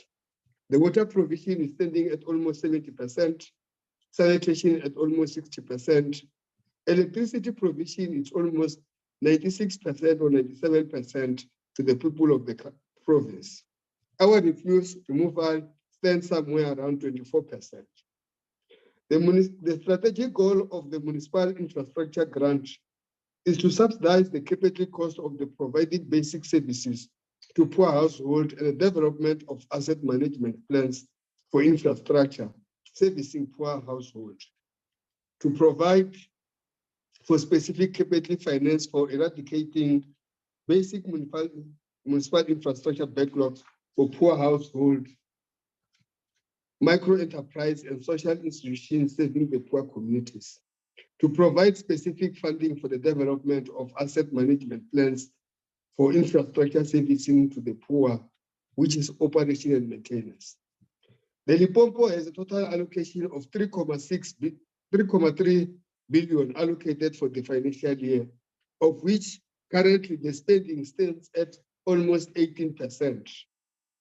In fact, in terms of the regional bulk infrastructure grant, which the strategic goal of the regional bulk infrastructure is to facilitate the achievement of targets for access to bulk water and sanitation through successful execution and implementation of bulk projects of regional significance, while the objectives are to provide or to develop new, refurbish and replace aging bulk and sanitation infrastructure of regional significance that connects water resources to infrastructure saving extensive areas across municipal boundaries, or regional bulk infrastructure saving numerous communities over a large area within our municipalities. A number of bulk infrastructure projects are under construction to build viable municipal infrastructure networks for effective and efficient delivery to communities. To mention but a few, we have got Mukalakwena Bulk Water Service Phase 2, which is estimated at almost 2.1 billion. The Moihu Bulk Water Services Phase 4 at an estimated cost of 872 million. The Polokwane Regional Wastewater Treatment Works at an estimated cost of 1.6 billion. The Guyana Water Services at an estimated cost of 4.2 billion, which are underway at the Mopani District Municipality. In terms of the INEP, the 2000 white paper from the Department of Mineral Energy laid down guidelines for a new electrification policy. It provides for the following scenarios: that government commits to implementing reasonable legislative and other measures within its available resources to realize universal access to electricity. The main objective of the INEP is to achieve universal access to electricity. Of the projects for 2021, the performance across the 5 districts can be broken as follows: that the number of electrification projects the province had was 97. Number of households connected is 12,272. Of course, we have got a plan in terms of continuing to electrify in the province, where the number of electrification projects are 25, which we are planning to make sure that we connect 8,850 people, wherein the feeder lines will be 2. Of course, in the implementation of the infrastructure service delivery in our province, there are a number of key challenges of infrastructure delivery across the 5 districts, which is Mopani, Vembe, Capricorn, Waterberg, and the Sekhukhune district. Of course, the biggest challenge is the drying up of boreholes or dropping water tables underground. The mushrooming of informal settlement, which it's coming up rapidly than the services as planned. The illegal water installation and connection, the theft and vandalism of water and electric infrastructure, community protest, limited revenue collection, aging infrastructure, late appointment of service providers. With these challenges identified and isolated, municipalities assisted by other spheres of government and organs of state are turning the situation around for a better in the provision of sustainable services to our communities. With the implementation of the district development model, infrastructure rollout occurs with easy and immediate impact. It's being realized. With the 1 district, 1 plan, and 1 budget of the district development plan, public viable municipal infrastructure networks of effective and efficient delivery of communities is reliable with ease than in the past. Local government is everybody's business. As I thank you, Honorable Deputy Chairperson. Thank you very much, Honorable Makamu. We will now call on the Honorable De Bruin to continue with the debate. Honorable De Bruin. Thank you, Honorable Deputy Chair. Deputy Chair, the state of municipal infrastructure is a topic that can be debated for days on end, and the lack of infrastructure alone can keep us busy for a day or 2. But if we try to narrow it down, Chair, the fact is that in the last 50 years, the state of infrastructure in South Africa has never been as dilapidated as it is today, and that will be the legacy of the ANC. Agbare Voorsitter, die stand van dienslewering as gevolg van gebrekkige infrastruktuur is al van so 'n aard dat mense al gewoond is daaraan om sonder water en krag te sit, en dit eintlik vreemd is om hierdie luksede ononderbroke te kan geniet vir 'n week aan een.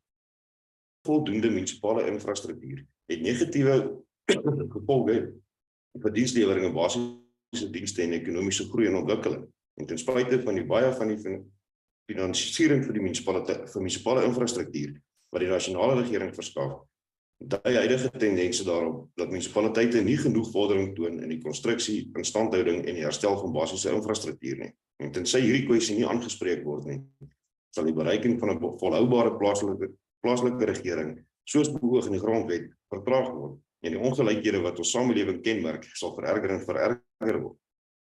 Agbare Voorsitter, onlangs het die dorp van De Weppener vir meer as 40 dae in een sonder water gaan sit. Groot dele van die Mansoppa munisipaliteit sit al vir dae amper weke sonder krag. Talle huise en paaie het landwyd verspoel wanneer die reenseisoen begin het, weens stormwaterstelsels wat vervalle is. En so kan ons nog duisende voorbeelde noem, Voorsitter. En die feit bly staan, dit is as gevolg van 'n onbekwame en 'n korrupte ANC-regering dat die land se infrastruktuur verwoes is. En voor die Smit in die Kopanong munisipaliteit is die infrastruktuur so vervalle dat inwoners al hulle eie waternetwerk aangelê het uit privaat boorgate sodat die inwoners basiese reg tot water kan geniet. In dieselfde munisipaliteit is daar nie een enkele rioolsuiweringsaanleg wat funksionerend is nie.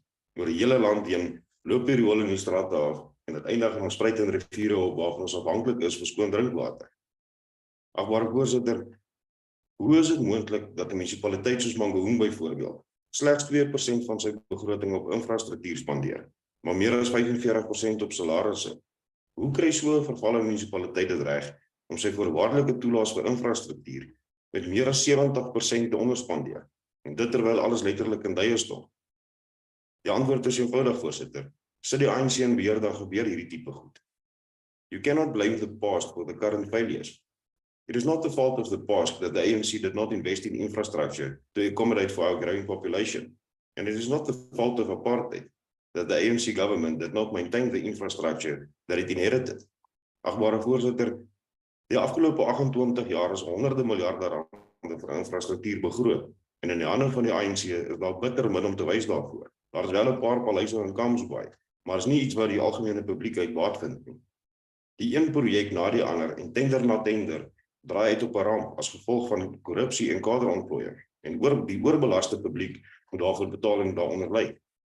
Die oplossing hiervoor is eenvoudig, voorsitter. Pas gevolge bestuur toe. Stel bekwame en gekwalifiseerde amptenare aan. Roei korrupsie uit en raak ontslae van die tenderpreneurs. Spandeer die geld wat bedoel is vir infrastruktuur op infrastruktuur en nie op Duitse motors nie. Onderhou dit wat reeds daar is, dan is die helfte van die probleme al opgelos. En die belangrikste van ons, voorsitter, raak ontslae van die ANC, dan sal die land en sy infrastruktuur weer gebou en onderhou word. Dankie. De Bruin, dankie. Ons gaan aan en ons roep.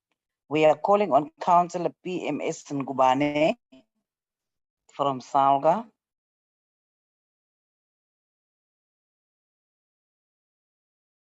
Councillor Ngubane. Councillor Ngubane. He doesn't seem to be here. Let's continue, and we are calling Honorable M.S. Msibi of Mpumalanga, MMCB. Thank you very much, Deputy Chair, for the opportunity. Let me greet you, the Deputy Minister, my colleagues and all participants here. On the debates over the issue of infrastructure viable and network for effective and efficient service delivery, we're saying that the state of municipalities' infrastructure is a cause for concern as it hinders the attempts for local government to provide sustainable, viable, and reliable basic services. There are a number of challenges associated with the state of municipal infrastructure, which include, amongst others, the following, Honorable Chair. Bulk infrastructure performing beyond the existing capacity.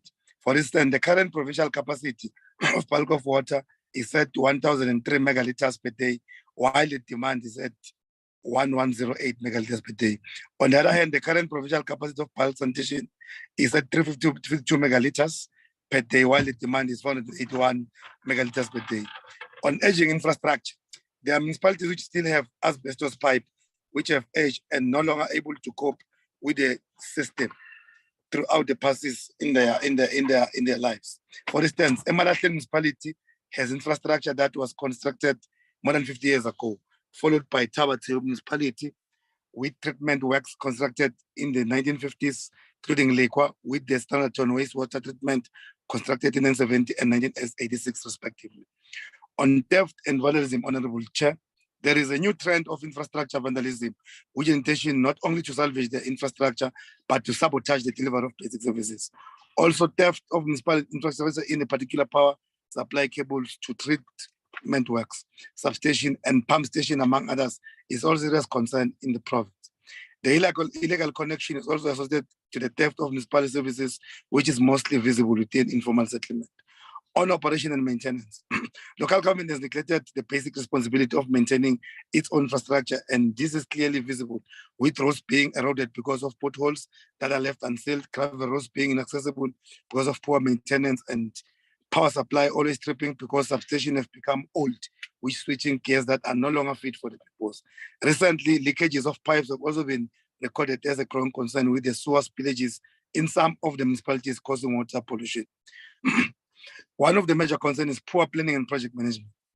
The capacity of municipalities on infrastructure planning contributes to the failures in responding to the growth population. In some instances, municipalities have outdated infrastructure master plans which are not responsive to the recent trends of development and growth in the municipal area. Also, project management is a concern in some municipalities, resulting in poor spending of infrastructure grants at the end of financial year. However, despite of these challenges, according to General Household Survey in 2021, a total of 1,096,166.87% of households has access to water in the province, which is an increase of 3% when comparing with the number of households in 2019. A slight improvement of 0.4 has also been recognized on the number of households with access to sanitation, in particular chemical toilets, which is at 64.4% in terms of the General Household Survey of 2021, when compared to the number of households in 2019, which was 64%. The access to electricity is the best performing area of basic service delivery with the highest percentage of 92% of households with access in the province. On effective and efficient delivery of services to communities, local government supported by other sectors as to be internationally when planning for infrastructure development in municipal area of jurisdiction. The DDM has introduced a dispensation that demands effective cooperation, collaboration, and coordination of planning, budgeting, and implementation by all sectors. This will in turn provide a direct response towards effective and efficient delivery of infrastructure for basic services. The department in its proactive approach in the province has partnered with the DBSA, leading to the establishment of planning project management unit PMU within of COCTA to support municipalities on various programs responding to infrastructure challenges. These programs include master planning to close the gap on poor infrastructure planning, asset care to deal with matters of operation and maintenance, project preparation to assist municipalities with feasibility and funding models for infrastructure and development. We're also working closely with the Department of Water and Sanitation with its agencies such as ECOMAT, Suit Catchment Agency, to address issue of water infrastructure, water quality, water conservation, and water demand management. In accordance with DDM, Honorable Chair, intended purposes, the private sector is also mobilized to support and maintenance of municipal infrastructure. We have seen such interventions in Coven and Peggy, Emalahleni, Steve Church, and Tabache municipalities, among others, where mines in these municipalities provide support to municipalities in dealing with infrastructure challenges. The province has intentionally in responding to municipal infrastructure to ensure there is a viable municipal infrastructure network aimed at providing effective and effective services to communities by first directing municipalities to allocate at least between 50% to 75% infrastructure grant budget to water and sanitation infrastructure.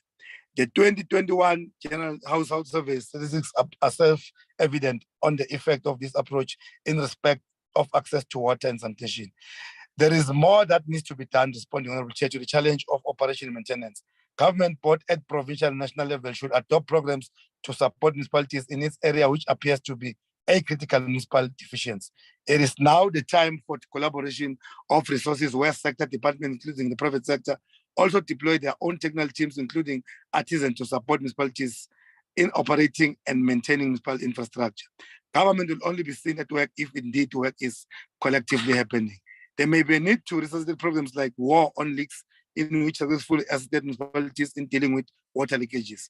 The EPWP and the CWP program should also be explored as alternatives that could be structured to augment capacity deficiency on municipal operation and maintenance staff competent.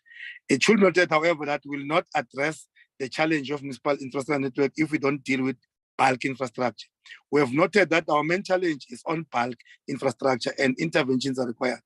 Working with other sectors in the current financial year of 2022-23, a total over 2 billion is set aside for the implementation of water sanitation project, which is bulk and internal regulation through various MIC, water service infrastructure, and the urban development grant and regional park infrastructure grant. On good governance, Honorable Chair, history and experience has taught us that the first entry of failure in the delivery of municipality is when there's a collapse of governance and lack of institutional capacity in a municipality. There's a need to ensure that municipal councils in their committees, including Troika and MPEC, are functional. It is an open secret that a municipality without functional council is deemed dysfunctional, as it will be unable to adopt this IDP plan and budget, which should guide the implementation of municipal infrastructure. As a vanguard of local government. We are always ready to intervene in a municipality that fails to execute its legislative constitutional mandate. The law provides various instruments to the provincial and national government to intervene in any municipalities by any means as legislated. We have done this before in municipalities like Emalahleni, Dodges Moroka, and Tabachew, amongst others. We are coming from Kondo, Honorable Deputy Chair and participants.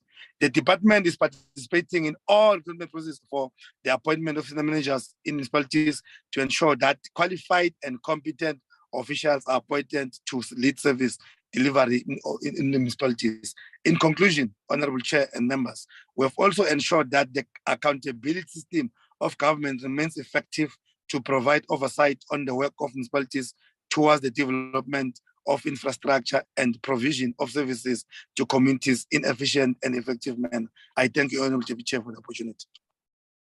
Thank you very much.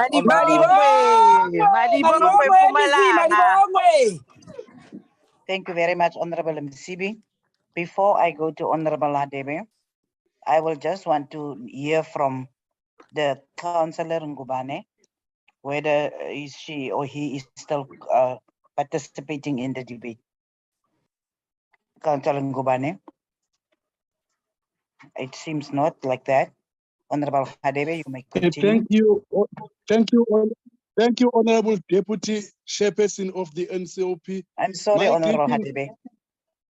My greetings to the Deputy Minister. You may continue. Honorable Ngubane. If you have problems, we will continue. We will see whether we will get back to you. Honorable Ngubane, it seems as if the system has thrown you out. Honorable Hadebe, you may continue. Thank you, Honorable Deputy Chairperson. Honorable Deputy Chairperson, just recently we were in Ugu on an oversight visit during the NCOP program, Taking Parliament to the People. I witnessed the poor state of the Popoi River Bridge in the Gwangwabe area. The state of the Popoi River Bridge is another example of the incompetence of the ANC-led government, coupled with their dispassionate attitude towards delivering services. This is one community out of many more in South Africa that are currently experiencing a similar reality. People have had no water for many years and roads are not maintained. Chairperson, the further degradation of social infrastructure paint a dismal picture of the plight that ordinary people face to access basic services of water, sanitation, health, education, public transport, and electricity. Our municipalities have a responsibility to provide basic service, and part of that requires them to maintain existing infrastructure. Recently, the Department of Water and Sanitation published the first green drop assessment of every wastewater system, excluding on-site sanitation, in nearly a decade. According to South African Institute of Civil Engineering, out of 995 sanitation systems, only 22 green drops were awarded, compared to 60 in 2013. Municipal systems rated to be in a critical state have increased from 29% to 39% over the same period. This is extremely concerning, and any caring government would take swift action to prevent further deterioration. Clean water and safe water are basic human rights. Recently, the Business Tech Online published an article titled, I quote, "South Africa is slowly collapsing," close quote. For some, this might be alarmist, but as the IFP, we recognize that there is some truth to this statement. This is more pertinent following the publication of the infrastructure report card by the South African Institute of Civil Engineering, which graded our infrastructure a D, which it defined as infrastructure is not coping with normal demand and is poorly maintained. The public will likely be subjected to severe incompetence and even danger without prompt action. We're at risk of complete failure. Our infrastructure has deteriorated over the years, and the government has not built new infrastructure nor adequately maintained the existing networks. Our municipalities need to build reliable and efficient infrastructure networks. The impact of the April floods disaster cannot be downplayed, as this dealt a huge blow to our existing infrastructure. It is reported that 50 state-owned buildings in KwaZulu-Natal alone were damaged, ranging from key institutions such as magistrate courts, police stations, and military bases. Apart from these important government institutions, the extensive damage caused to roads and bridges required extensive repairs, an issue which is still ongoing in parts of KZN and the Eastern Cape. The building and rebuilding of infrastructure, moreover, the recommitment to safeguarding our infrastructure is critical, and the IFP remains resolute in carefully monitoring this government's progress in fulfilling its mandate to the people of South Africa. Thank you, Deputy Honorable Chair. Thank you very much, Honorable Hadebe. I will just try once again for Honorable Mkubane, if at all he's on the platform. There is one more chance. If not, can we then now call on Honorable N. Banga of the Democratic Alliance to continue? Honorable Banga.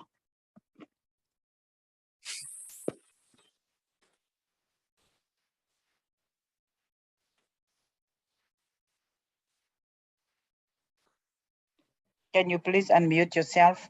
We can't hear you. Honorable Deputy Chairperson of NCOP, Honorable Deputy Minister, Honorable MECs, Honorable Chief Whip, and members. The traditional definition of infrastructure as immovable assets is incomplete. Infrastructure must always be viewed within the context of the services it's supposed to provide. The traditional infrastructure alone is not sufficient to provide services. For example, a water pipeline is not enough as infrastructure without water. A reservoir without water is not used in service delivery. In providing road-based public transport, roads are necessary but not enough. Not only all the necessary support services and assets form part of the infrastructure, but the entire lifespan of the infrastructure must also be considered for better planning. I have to start with the roads here.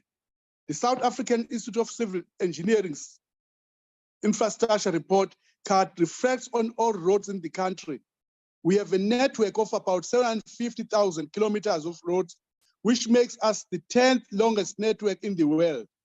About 919 kilometers of this network is unproclaimed orphaned roads.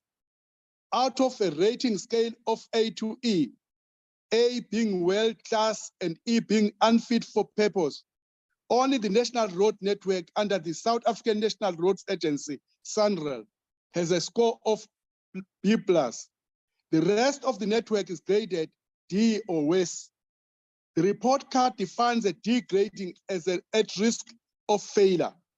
Most paved provincial and municipal roads are at risk of failure.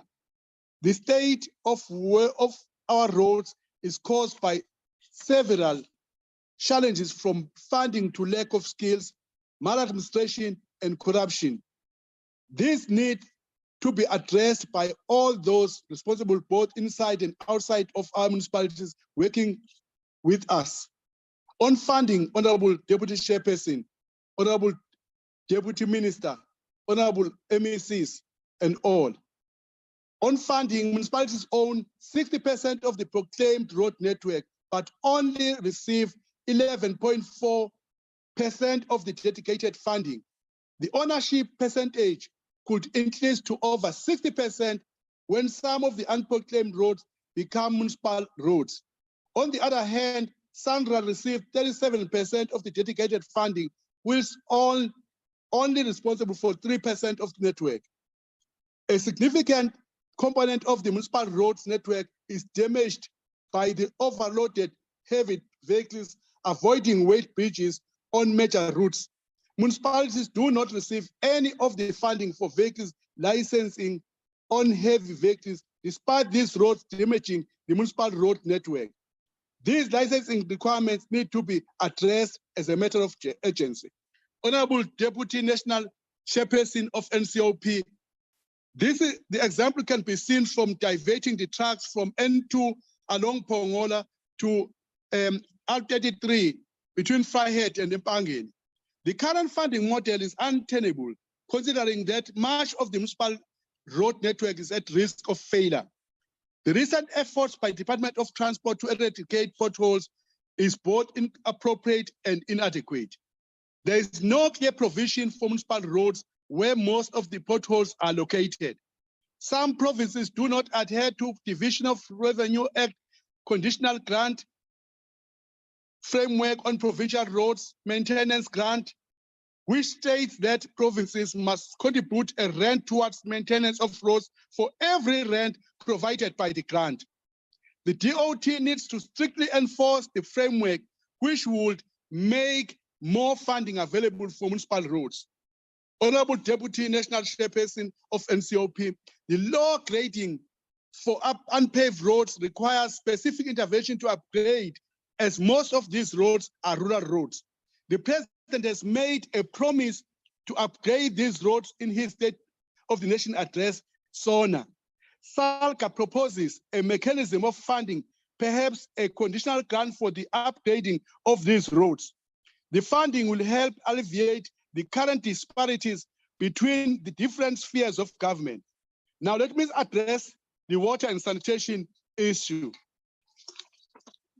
In debating building viable water and sanitation infrastructure network for effective and efficient delivery of services to communities, we must understand effective water and sanitation services are sustainable and reliable.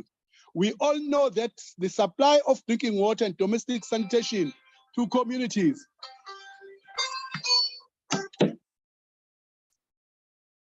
are sustainable and reliable.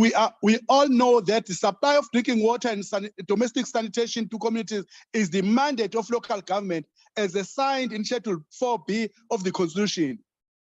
Honorable members, Deputy Chairperson of NCOP, Deputy Minister, we should also all agree that municipal viability is a prerequisite for the sustainable and reliable delivery of water and sanitation services.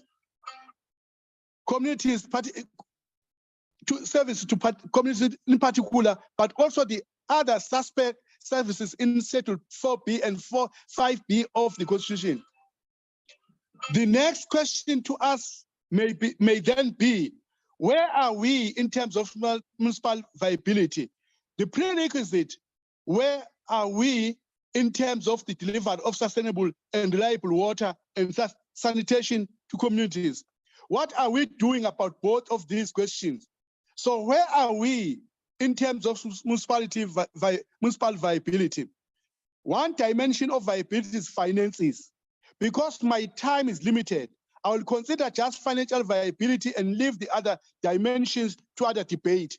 From the latest National Treasury State of Local Government and Financial Management report, we know that 175 of 257 municipalities are financially distressed. This is an alarming 68% of all municipalities.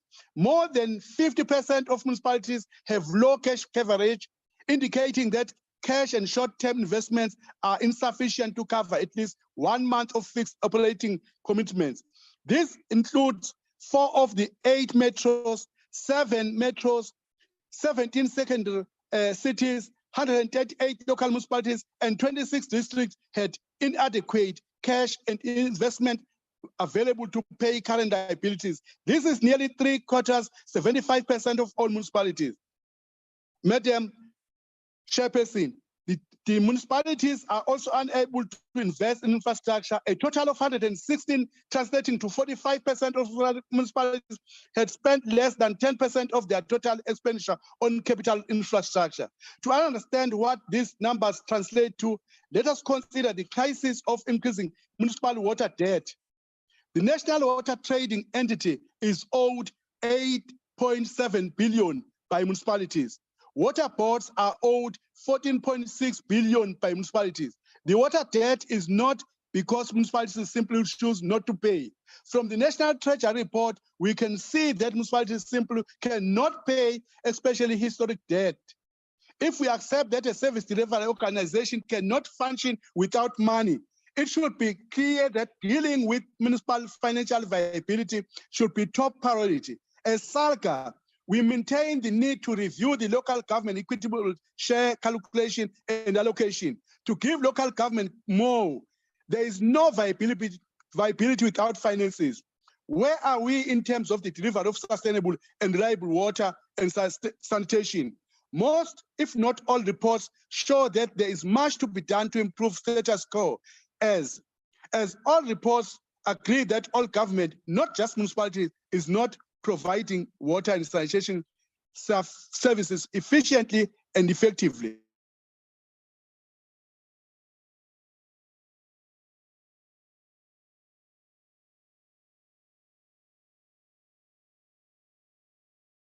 Dynamics required models in municipalities due to the generation capacity challenges in the country, which has led to the worst load shedding in the history of South Africa.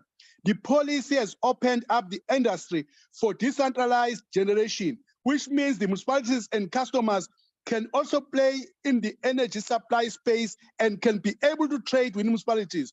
This requires a change in mindset on the services that municipalities must provide to the customers in order to keep them on their grids.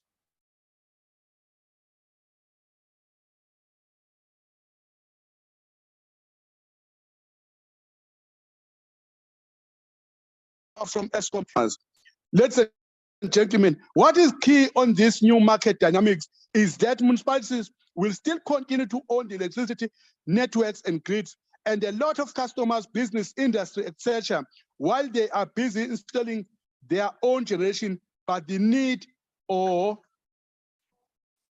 demand to use, ladies and gentlemen, the grids of municipalities will escalate, which means the municipalities still have an opportunity to use their infrastructure and alternate revenue, and not just selling power bought from ESCOM to the customers.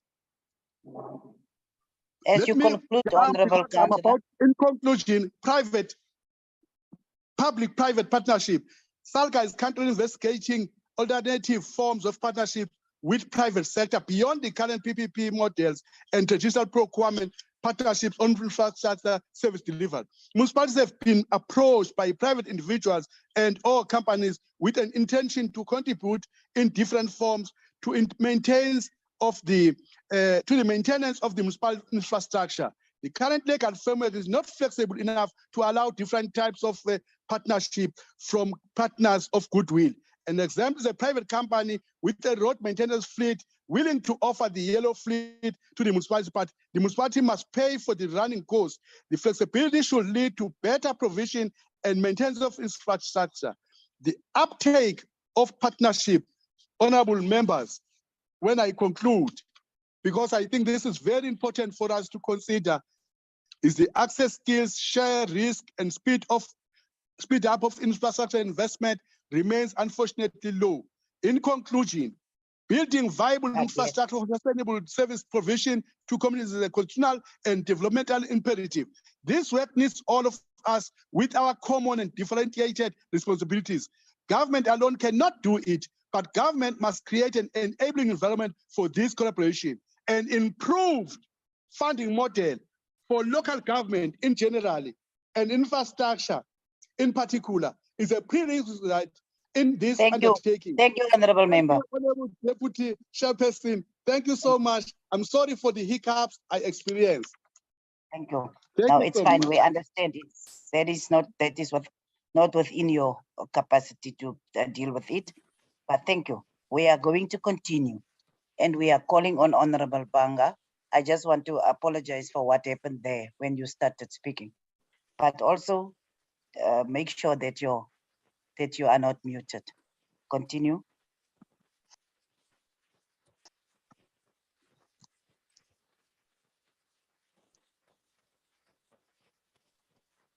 We don't hear you. Honorable Banga, we don't hear you.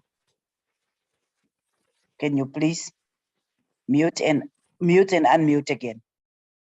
unmute again, try again. We still don't hear you. Or does other people hear him because I don't hear you? We don't hear us, Chair. Okay. Honorable Banga, can you try again? We don't hear you. Can you give sound to your gadget? Work on the sound.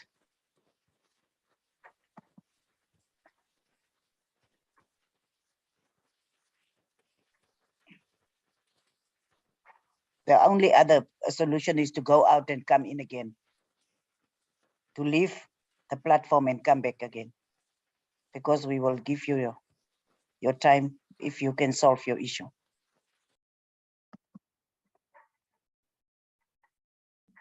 Can we I'm just asking the members to be a little bit patient so that we are not being, no one would say that we didn't give him an opportunity to raise his issue.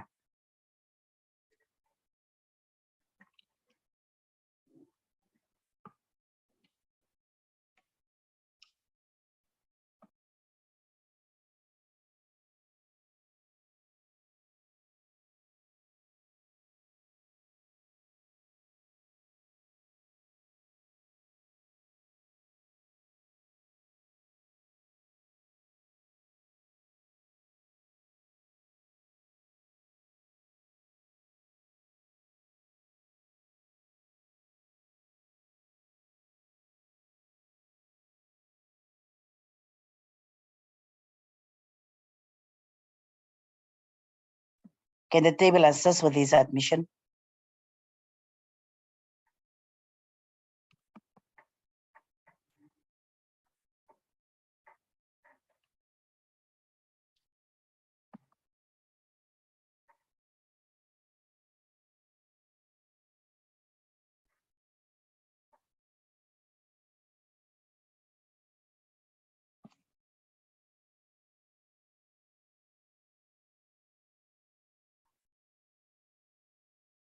We will give him another minute.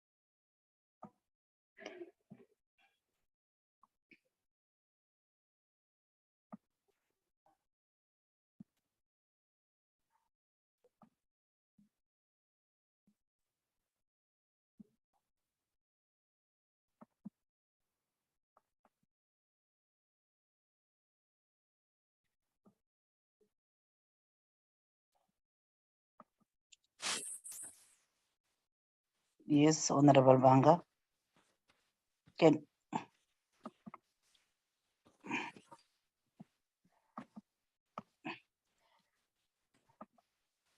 Honorable Banga is under the name of Zoom user. Can we just check into that?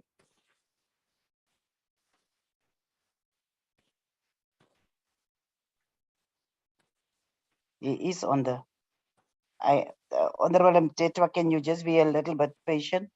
We just want to make sure that no one will accuse me of not allowing him. He is on the platform, but we can still not hear him. Honorable Banga, something is wrong with your system. Unfortunately, we will have to continue because it's an issue of sound on your side. We can't hear you.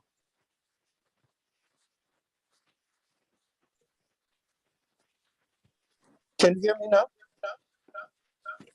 It's now that you are coming through, but there is still a backlash. There is a backlash, but try again. Can you hear me now? iPhone. You are audible. You are audible, sir. You may continue. You're so sorry for that. Chairperson, thank you very much. The first thing, I've heard a lot of rhetoric coming from the ruling party about colonialism changing policy. and all sorts of other things, including a developmental state. The biggest problem in South Africa is that after 28 years, the ANC government has destroyed almost all small towns in South Africa. Umtata in the Eastern Cape is a typical example of that, where infrastructure has been completely destroyed, unattended, which have resulted to social ills in our society, which have escalated to crime and gangsterism. Today, Umtata, a city that was a beacon of hope for the people of the then former Transkei, has been tarnished to ashes by the government of the African National Congress. Bishop, the King Williamstown, Queenstown, Dordrecht, and many other beautiful small towns, including Grahamstown. Towns that had a potential for growth. After 21 years, the ANC have broken all these cities as if they are children breaking up classes. We cannot rely to a government that has failed for 28 years to put up policy. Here is a sad story of the Eastern Cape. Small towns across the country have been allowed to degenerate, leaving infrastructure vulnerable to neglect and vandalism. Piped water in 2/3 of South African municipalities does not meet minimal standards, and untreated sewage often flows into drinking water dams. Where sewage water fail, untreated water pollutes the dams from which drinking water is to be extracted. In the Eastern Cape, 2 sewage pumps, Megasdal and Ilingelihle. In Ilingelihle and Suresdal, you have a community of Black people with their own sewage, a community of white people with their own sewage spill, a community of colored people with their own sewage spill. Under a South Africa, where we're supposed to have adequate infrastructure to service that beautiful town of Kredok. All the services of water are dysfunctional, resulting in an unabated flow of raw sewage in the Great Fish River, which contaminates the river until as far as Port Elizabeth, where I am today. Unfortunately, this is not an isolated incident. These failures have occurred across the Eastern Cape and across the country. It is a ticking bomb, water security into our country. Similarly, the Makana municipality dilapidated water treatment works leaks daily into river streams, resulting in sewage polluted rivers around Makanda, which is Grahamstown, that have highly dangerous E. coli bacteria counts, which has the potential to result in severe health crises. Makana, Grahamstown, host the best schools and the best university in the world, is facing a looming health catastrophe under the ANC government, as it is unable to manage its raw sewage.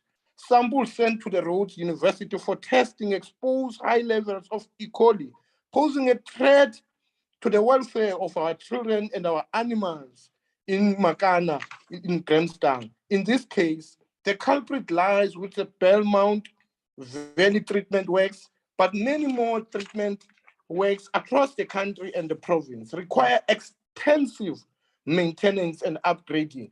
And the ANC government, when I asked the premier, there is no money available, meaning all these people in these communities would live for another 28 years if the ANC is in government under an ANC promise.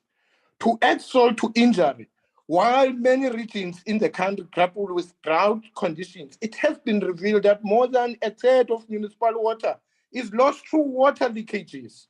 The 2019 National Water and Sanitation Master Plan outlined how municipalities were losing about 10 billion rand a year in revenue due to water losses as a result of ailing infrastructure after decades of mismanagement by ANC cadre incapable deployment.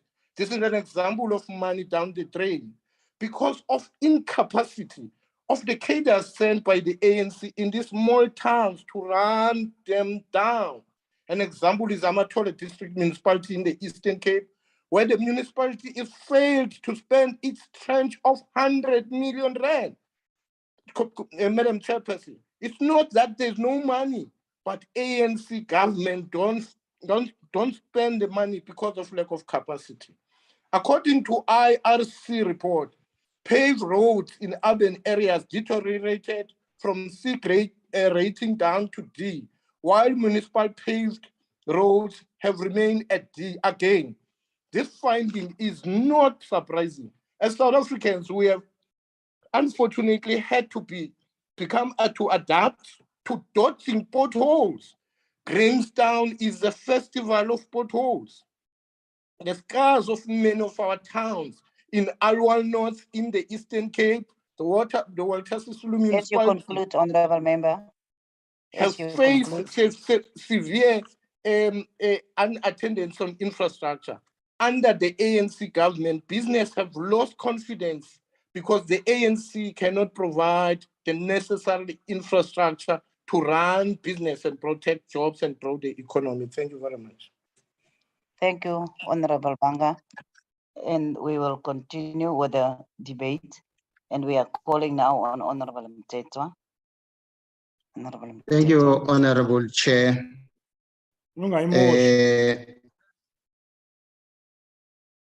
Thank you, Honorable Chair. Hayi ndiyakuva Bhanga mfoka Bhanga ukuthi ukhuluma yonke into we refer to the ANC. But the reality, Honorable Deputy Chair and the Chairperson, Deputy Minister, the building a viable municipality infrastructure network, Chair, is critical for ensuring effective and efficient delivery of service to the people. In order to effectively develop municipality infrastructure, it is important, Chair, to ensure that the skills, the capacity, and the capability of municipality and development in terms of the governance and financial management. Moreover, Chair, local infrastructure development requires project management skills and the ability to maintain the infrastructure. Critically, the infrastructure development for water and electricity, housing, and transport further requires, Chair, the sector-specific skills. The effective and the efficient functioning of the local government is vital for service delivery for the community, as this is the point of government which community comes into contact with the first and the most. Development of critical infrastructure for water, electricity, housing, and transport and municipality level for effective and efficient services delivery are also critical inputs for the local economical development. This requires, Chair, the integrated of economical infrastructure development for local economical development. Both infrastructure development and local economic development are critical to the implementation of the economics and reconstruction and recovery plan. Localization and local industrial development, as well as the development of SMEs, is critical part of ensuring inclusive economical development and the economical growth as part of the economical reconstruction and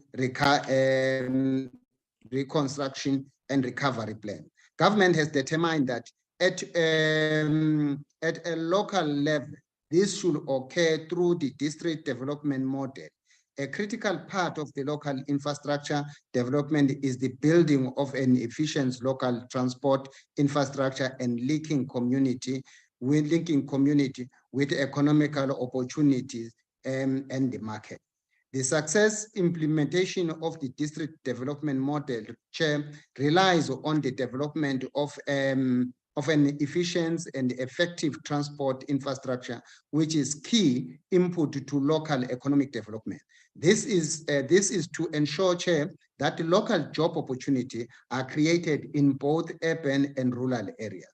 To reverse the challenges of poverty, inequality, and unemployment, and the historical exclusion. An efficient transport infrastructure is necessary, Chair, to ensure that the local economic development is costly, competitive, and able to attract the investment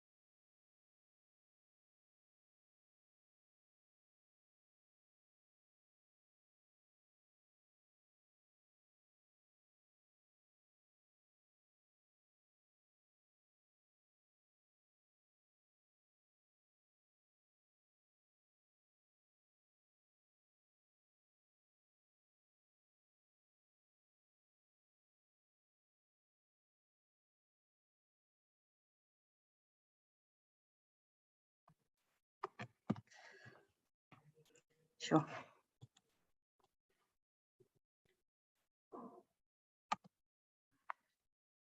Is Honorable Mtetwa experiencing problems with his connectivity? We've lost him. Totally.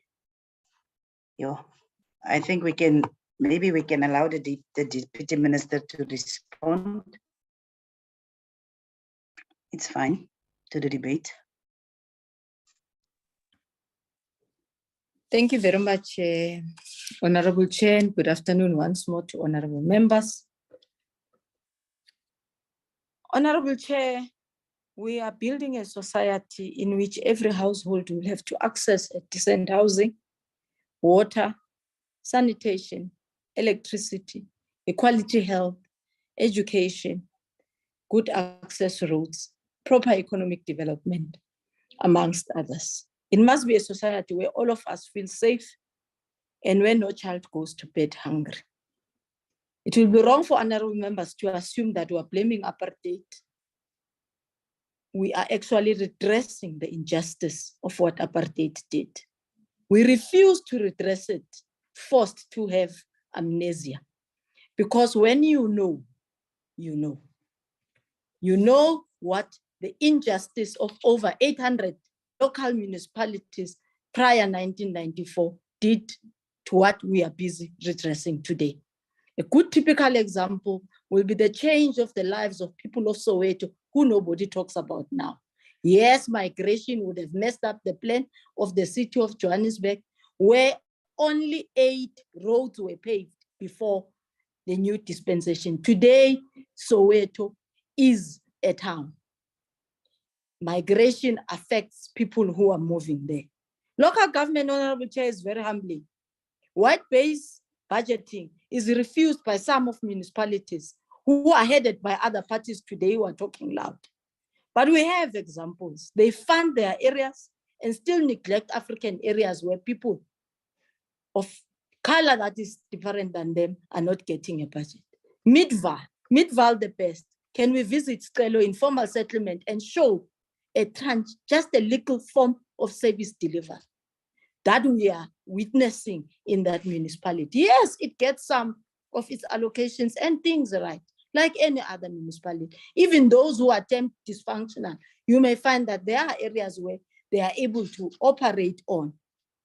Now, our desire to grab the power at all costs away from the African National Congress, they form marriages which tends to be marriages of inconvenience. Nelson Mandela Bay, in 2016 to 2021, a term of local government, turned over 500 million without building a single RDP for Black people, without anything.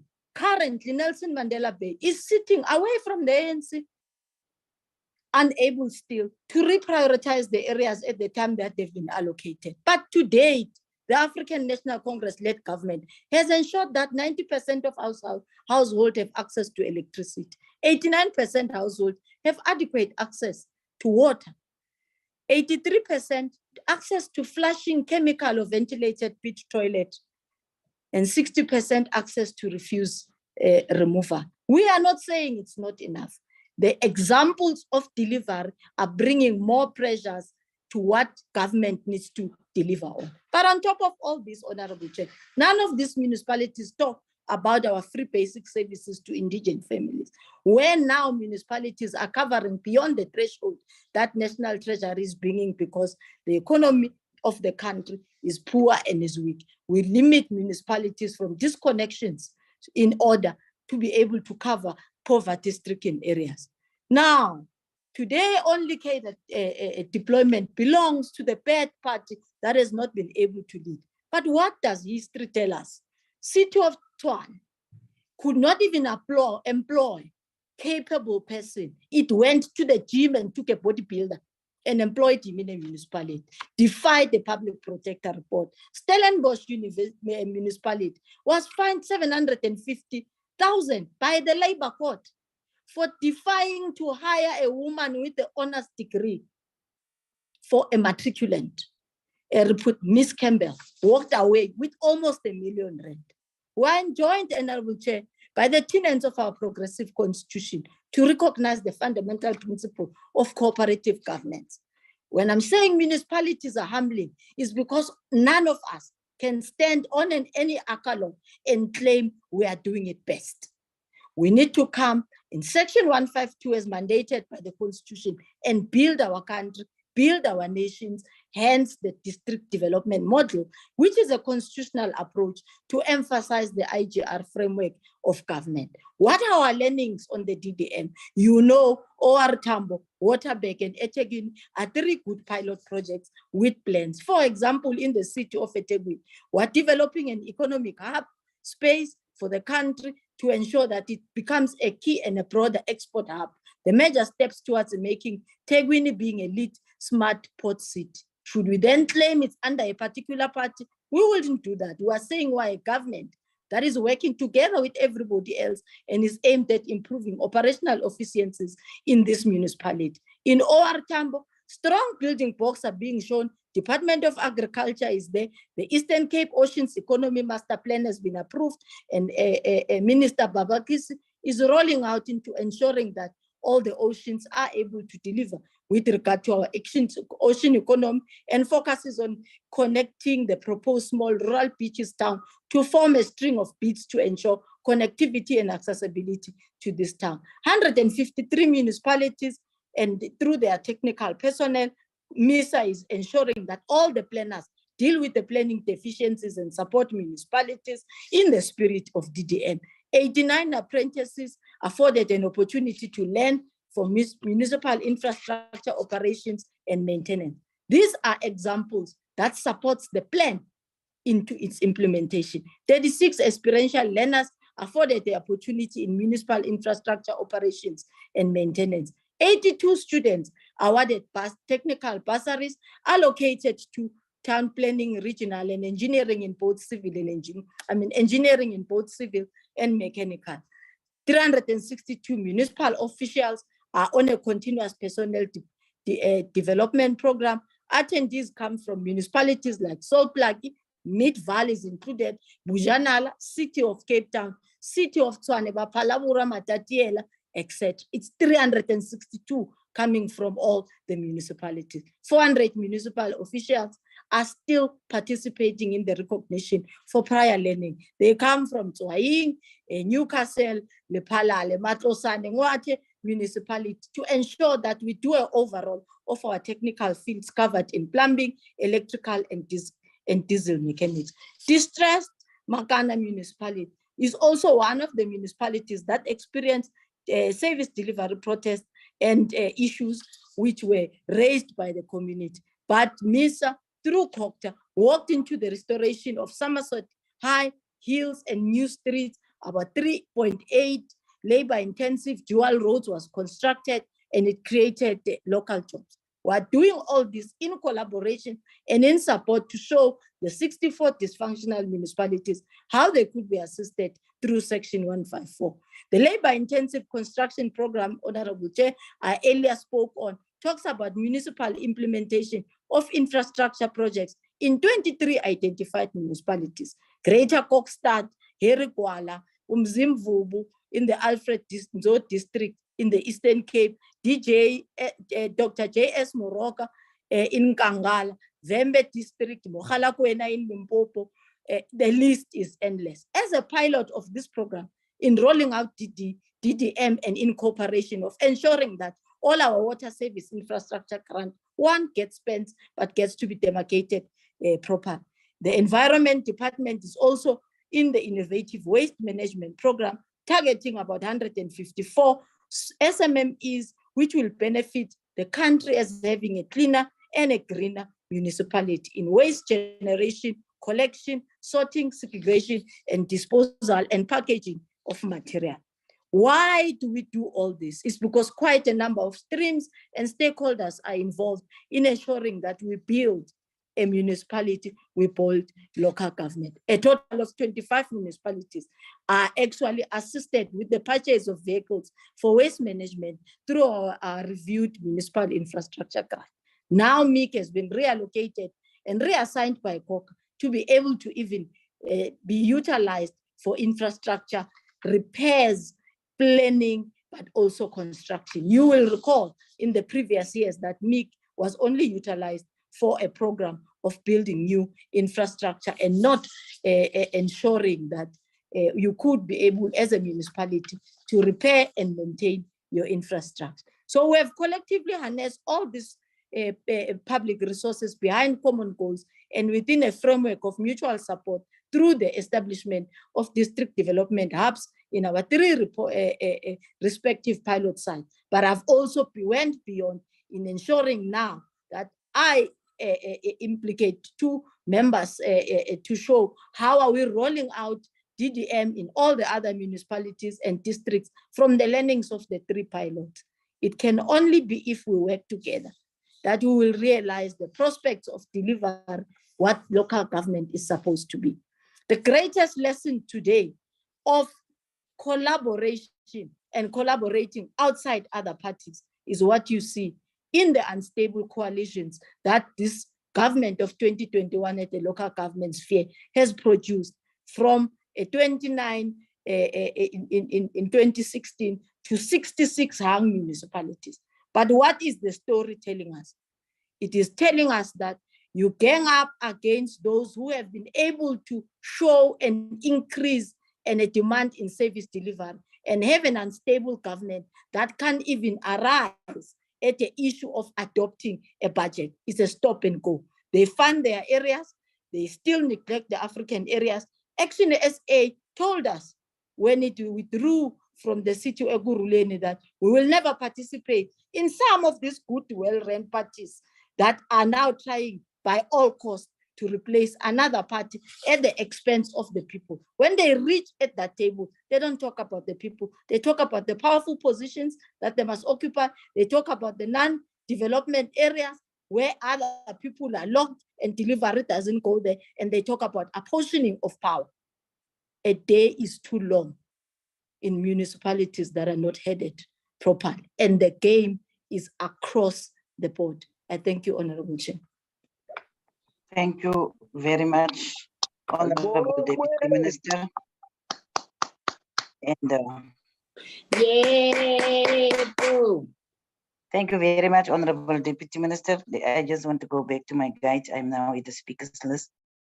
So before we conclude with the business of the day, I want to thank all of those that participated in the debate. I want to thank the Honorable Deputy Minister, and I also want to thank the MECs, the SALGA representatives, all the permanent and special delegates, for those that availed themselves for today's debate, which is a very important debate with few, there is a few solutions that came out, because sometimes serious issues are being used for political gains.